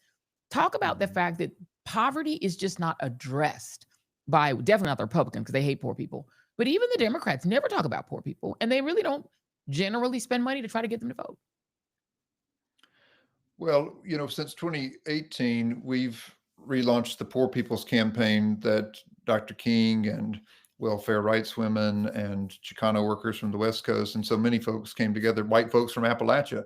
Our brother Al McShirley helped organize the white folks in Appalachia back in '68. He's still with us now. So the Poor People's Campaign that relaunched in 2018, the first thing we did was a study to try to understand the state of poverty in the country now, 50 years after the original campaign. And what we learned was exactly what you just said, that poverty still disproportionately impacts Black folks, Latinos, indigenous people, but the raw number majority of people who are poor are white people. And when we talk to those folks, and again, everywhere from, up in the hills in Eastern Kentucky, where I'm from, in Western North Carolina, down in Louisiana and Mississippi, out on the West Coast, in homeless camps, and, worker communities, in, homeless unions and cities. We talk to those folks and they are not politically uninterested people. Right. They are not people who don't have opinions about politics. Right. You can, and they're not people who don't read. You can say, I mean, these folks get newspapers and read and know, frankly, often they know more than a lot of the busy middle-class people who are rushing from, one Great Gatsby party to the next or whatever. But at any rate, the reason people have told us over and over again that they don't vote in national elections is because they have not for decades heard anyone who speaks to them. I mean, I've met people out on the street who say, like, I remember Bobby Kennedy. Bobby Kennedy talked to us. I don't think anybody's talked to us. Some people say, I remember when Jesse Jackson ran, I liked him. But people have not heard a mainstream candidate really say, I want to bring together a coalition of the poor. And so the Poor People's Campaign has been about organizing a people's movement that demands those kind of candidates. And I think the crisis that we're living through right now hopefully will spur some to arise for the midterms next year, because there is going to be great masses of people who desperately want a different kind of representation in Washington. I mean, you noted earlier that the current crisis with SNAP is certainly on the administration, but the gutting of the budget has not been possible without complicity of the leadership of the whole Congress, right? And so there are Republicans representing these poor districts all over the country that need to be challenged. And I think there are people living in those places want new leadership. And the moment we're in, I think, has to get us out of the kind of normal frame of the parties that we've lived with now for a few decades, and help us to realize that we're in an authoritarian crisis. We need a different kind of leadership, and the people are going to demand that kind of leadership. The primaries next year are going to be incredibly important. Right. I mean, and the party names are fungible, right? They've switched sides. It's sort of like NFL names. They change over time. The brands change over time. It doesn't mean anything at this point, right? And I want to sit with what you said earlier, because I feel like people, and I do blame the Democrats a bit for this, but also the media, they're just incoherent when it comes to talking about economics and about legislation. They just don't really necessarily speak about it plainly. The plain truth, and you said it earlier, and I think we cannot sit with it long enough, is that in order to pass the largest tax cut in history, 80% of which went to the richest people in the country, 400 families got the bulk of that tax cut. And they were very eager to make that permanent, such that billionaires who used to generally be Democrats went hard for Trump, because they were terrified that Kamala Harris would come into office and preside over a Congress that would let that bill expire as it was written to expire. And I cannot say it was written to be temporary in order to make the numbers work so that they could show a budget that didn't look like a huge deficit. That is how the magic of Washington works. They lie and they say, oh, no, don't worry. It's temporary. We'll put it on the books as 1.7 trillion. And that's a lot, but don't worry. That's all it is. It's going to expire. But as that expiration came up, and everyone knew that how the election in 2024 went is how that tax cut was going to go. And they would have done anything to make sure that it was Trump, because they knew Trump is an idiot. He'll do whatever you want if you just give him crypto. They're like, we're going to give him crypto, let him play in traffic, let him have a Great Gatsby party, let him live his best life and get a crown from the South Koreans, whatever he wants, let him do it, let him commit crimes, let him prosecute his enemies, let Pamela Joe put people in prison. That makes him happy. We about to get this crypto and this deregulation. That's all we care about, right? Mm-hmm. And in order to pass that extension to make it permanent, y'all, family out here in the Joy Reid Show, they said we got to get some money from somewhere. We can't show the full 4.7 trillion. People will go crazy. Even our right wingers will go crazy if we show the full amount it's going to cost. They were like, where can we get like $1 billion? They had Doge come in and say, find us $2 trillion to offset this tax cut. Elon comes in with Doge and they start ripping the government apart, firing people, laying people off. He claimed he could get $2 trillion. By the time he was done, he had about 100 million. It really wasn't that much money, because it turns out there really was no fat in the government, but there were all these people you could fire, and Trump was like, fire them anyway. Get them out of here. And he's get them out. So they start firing people, but that didn't get the money. Y'all, where do you think they got the money? They ended up getting they almost got it. You know where they got it? Well, they almost got $1 trillion Medicaid. Healthcare. Medicaid. They said the only big pots, y'all understand, you got to understand how the government works. This is why we got to start. Our civic education is poor, y'all. They had to find money, okay? There are only a few big pots of money that sit in our government that are easy to get at. One is Social Security, but it's a trust fund. You can't really touch it, and the old people do vote. You cannot take it. Can't take it. You can't go after. That's like $5 trillion. You can't go there. The other is defense. You could do that. If you really cared about the world, you could say, let's cut. The fat is crazy in defense. Elon Musk got all these billionaires that have contracts. You could cut those. They could have cut some contracts. They were like, well, we can't touch that. Our defense people in every 50 state, lobbyists, they were like, don't touch defense. They were like, well, where else can we get the money? You know where the rest of the money was? It was in Medicaid, y'all. They went into Medicaid and they dragged $800 billion out of your Medicaid. And those cuts haven't even kicked in yet because they write them not to happen immediately. This is how government works, you guys. They do the cut. Trump signs it. You did big, beautiful bill. But then it kicks in next year. So rural hospitals that know that they're going to lose all that money next year, they're already closing. There was a front page thing on the Dallas Morning News this morning where they did some lie about it's going to be Black people that lose the SNAP, and it's just the Blacks. But the other headline in the Dallas Morning News was that rural hospitals are about to close because rural hospitals can't survive without Medicaid. So this is what Jonathan was trying to explain to y'all. The healthcare has already been slashed. Now, on top of it, they want to take away your little Obamacare subsidy, which is like 0.3 trillion. It's 300 billion. They're like, take that away. Leave that temporary. But we're going to now also take your SNAP. I want to ask you this question, because the other piece of this is that the people that get fooled most by this stuff are in the South, right? And yet, look at the power, Jonathan. Who is in power? The Speaker of the House, Mike Johnson, is from Louisiana. The most powerful Senate leader in history was Kentucky's Mitch McConnell. The majority leader, who's number 2 in the House, the second most powerful person, Steve Scalise, who used to call himself David Duke without the baggage. That's what he called himself. Steve Scalise is majority leader. He is from Louisiana. Do you guys understand that these people are from the South? These Southerners are powerful inside of Republican leadership right now. Why is it that these Southern states don't get punished when they hurt their own people? Well, there's a long history of lying. So these folks often like to claim the Christianity that I follow, that I know you do too, that many people in this country follow. They will claim that religion, but they violate its most basic commandments. Let me take Mike Johnson. The Bible says you shouldn't lie. Actually, most every religious and moral tradition says you shouldn't lie. It's pretty basic. Yes. It's hard to have ethical relations if people don't tell the truth. We were, with the Moral Monday campaign, we were in DC all summer, and we were bringing people who raised every concern that you just did very, very, very succinctly. They raised it from their personal experience. So it took more time, and it was, it was heartfelt. People were crying out, my hospital is going to close. My insurance is going away. My daddy who's in the nursing home is going to get kicked out. There were all these stories.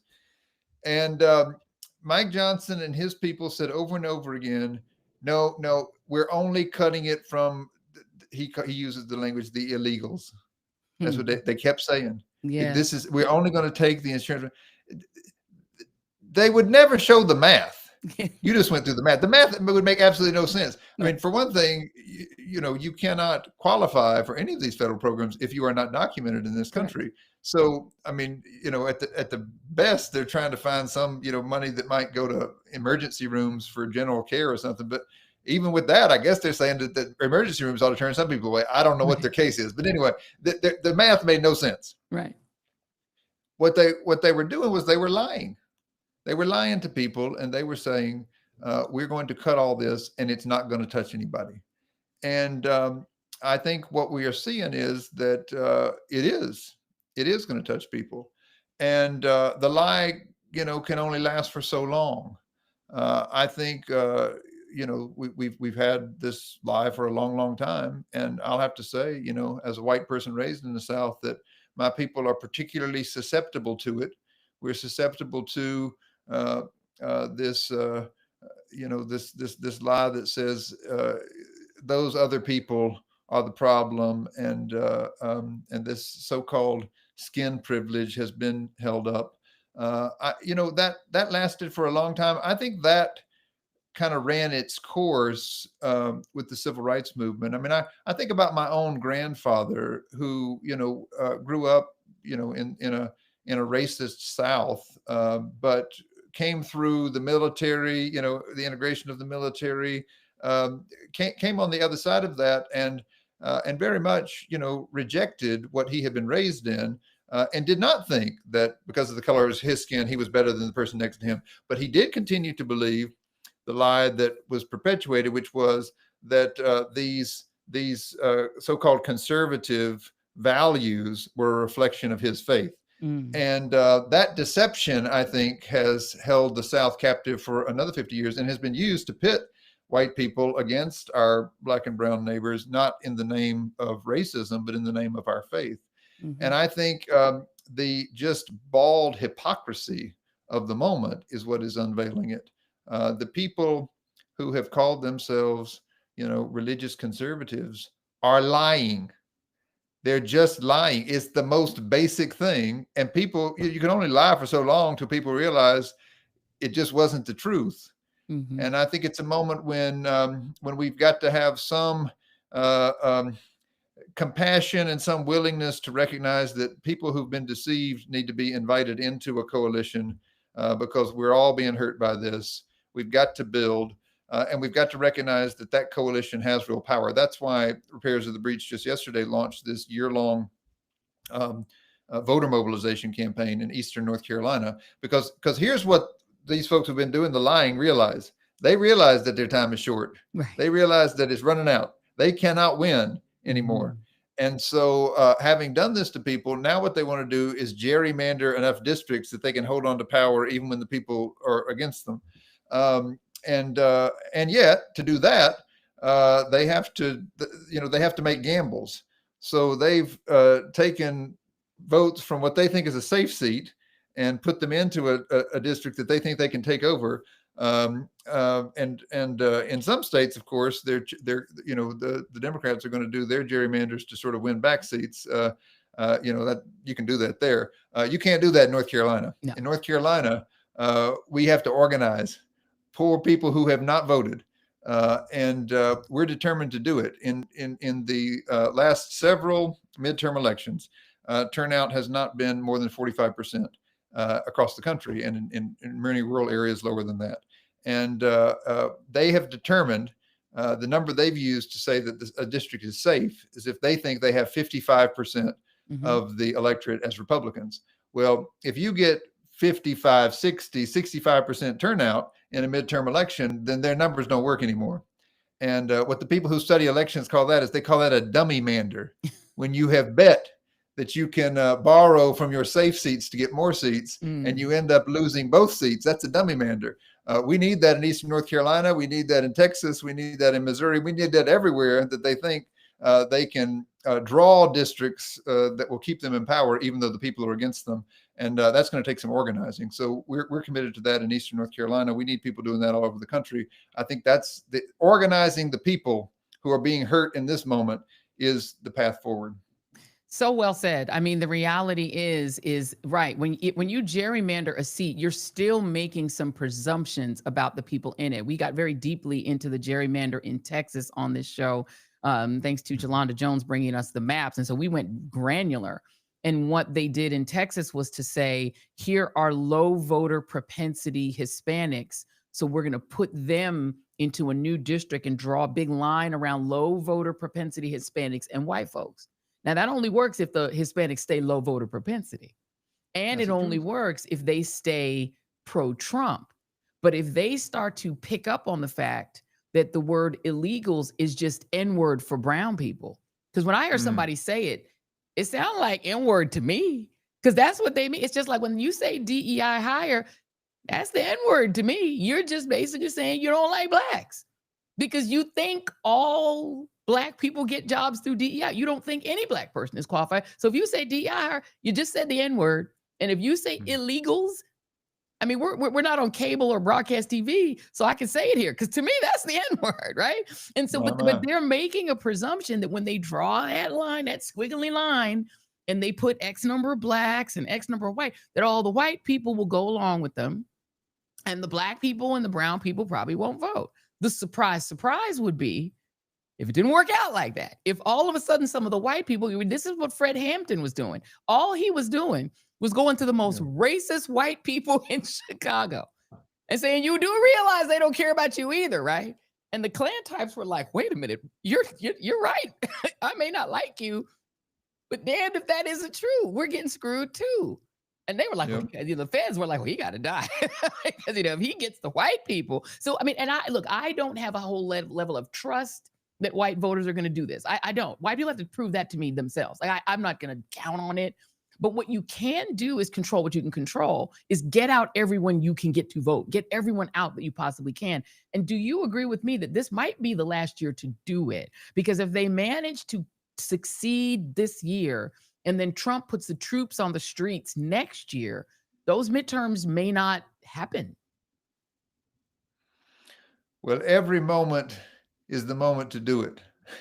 I'm never going to give up hope, because I know that story about the dry bones getting up, right?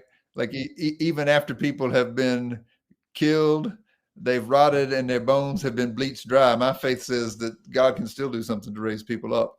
But the moment that we're in is the moment. I mean, in the darkness of the moment, we have to be honest about the darkness, right? The people who are starving, people who don't have health care, I mean, they are in a desperate situation. And there's no sense pretending that that it's easy, or that people are naturally going to be able to rise up and organize.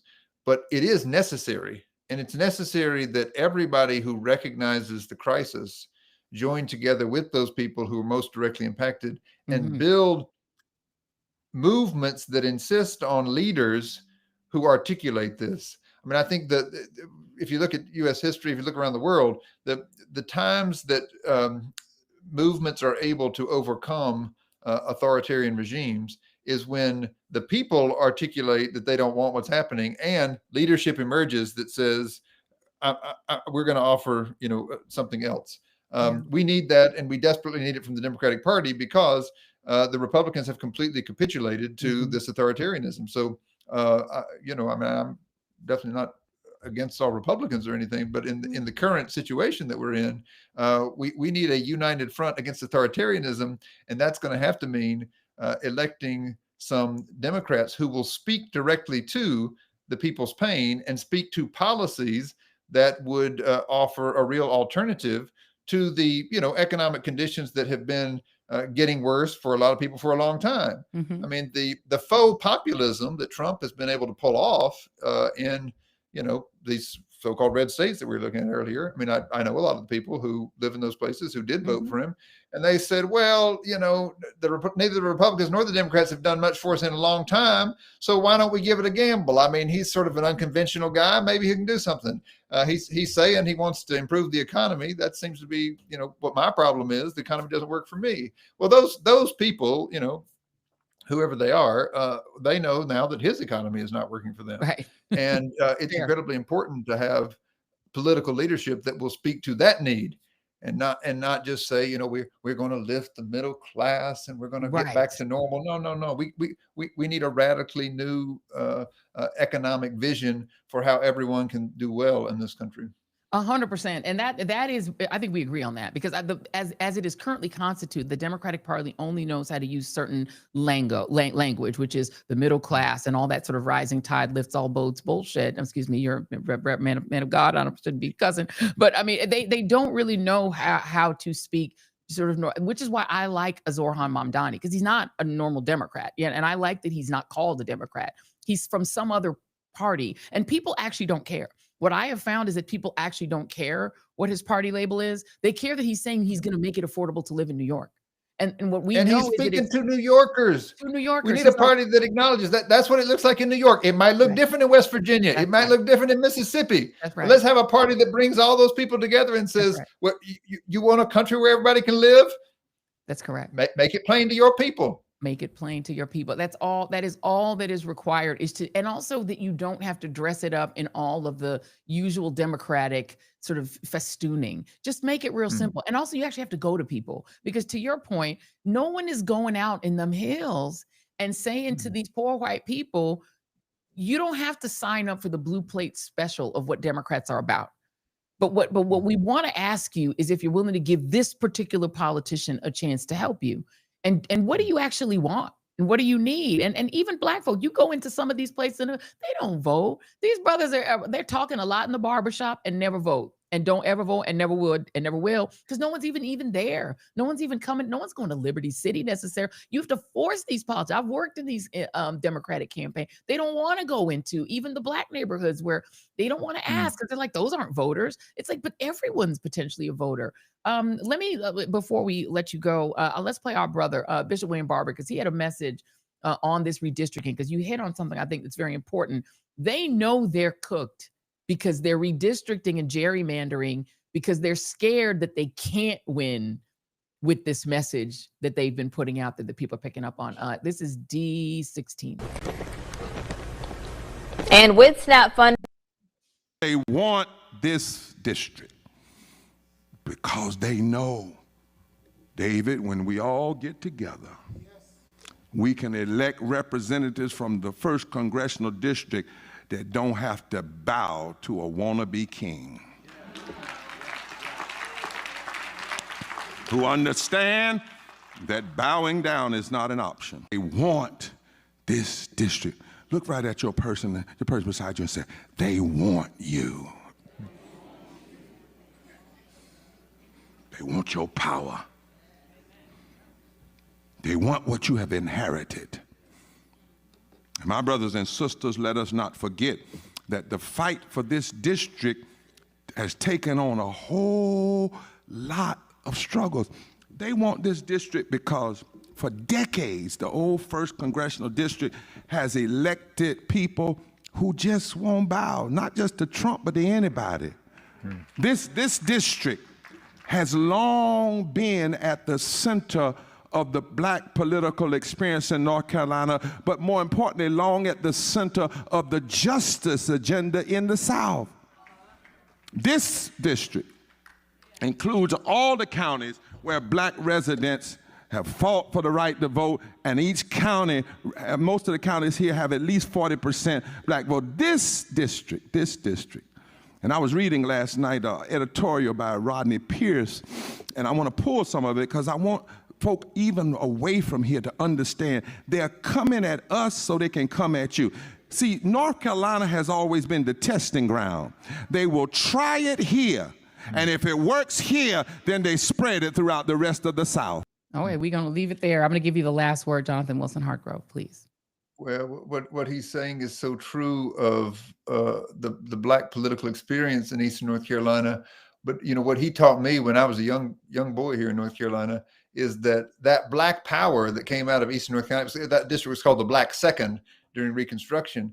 That Black power is what gave my family access to public education, because those Black politicians insisted in the North Carolina Constitution of 1868 that every person had a right to public education. Poor white people had not had access to public education.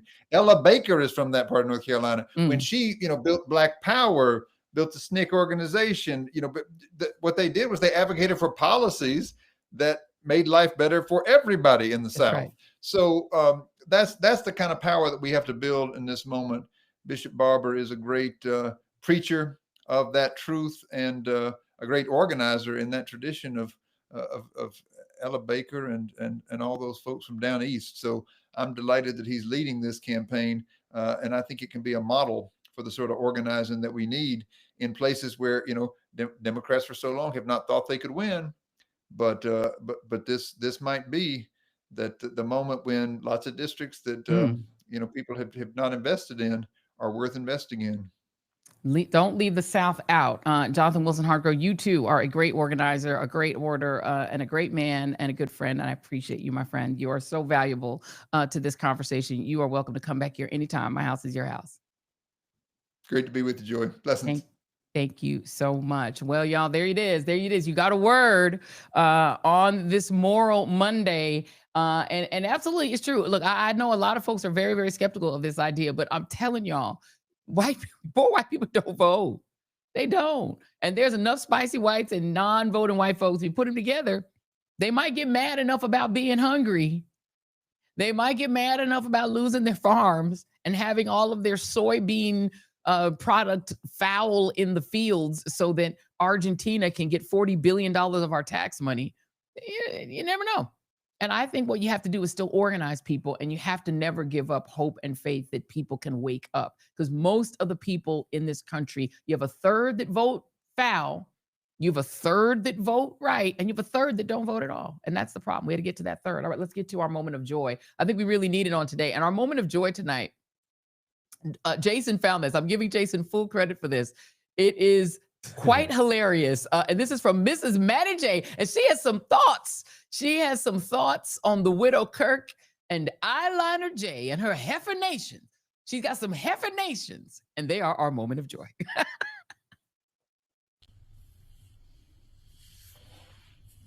Yeah. See.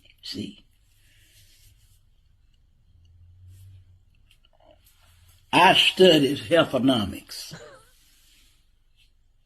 You might want to call me a heiferologist because I know heiferistical behavior when I see it. And that right there, oh baby, that right there. See, let me tell you, let me show you. Tell us. Anytime a woman take her hand and drive it up the back of a man's neck into his hairline sequence, and when her hands go up and take a butterfly effect inside his hairlines, it's something going on in that.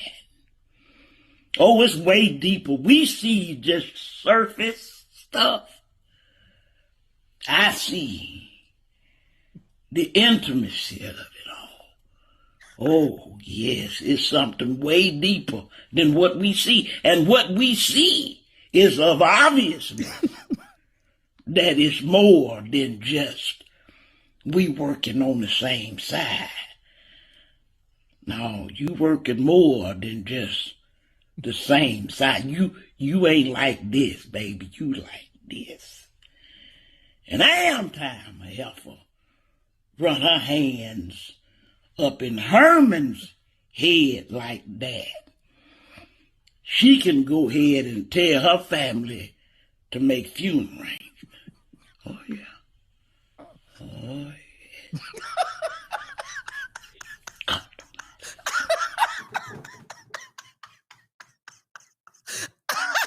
That's not right.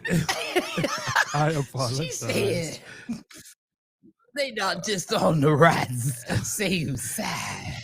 Heiferonomics. We need to try to find this lady. Listen, sis, you are hilarious. Her name is Mrs. Maddie J. You can follow her at MRS Maddie J on Instagram, and her heifer nations.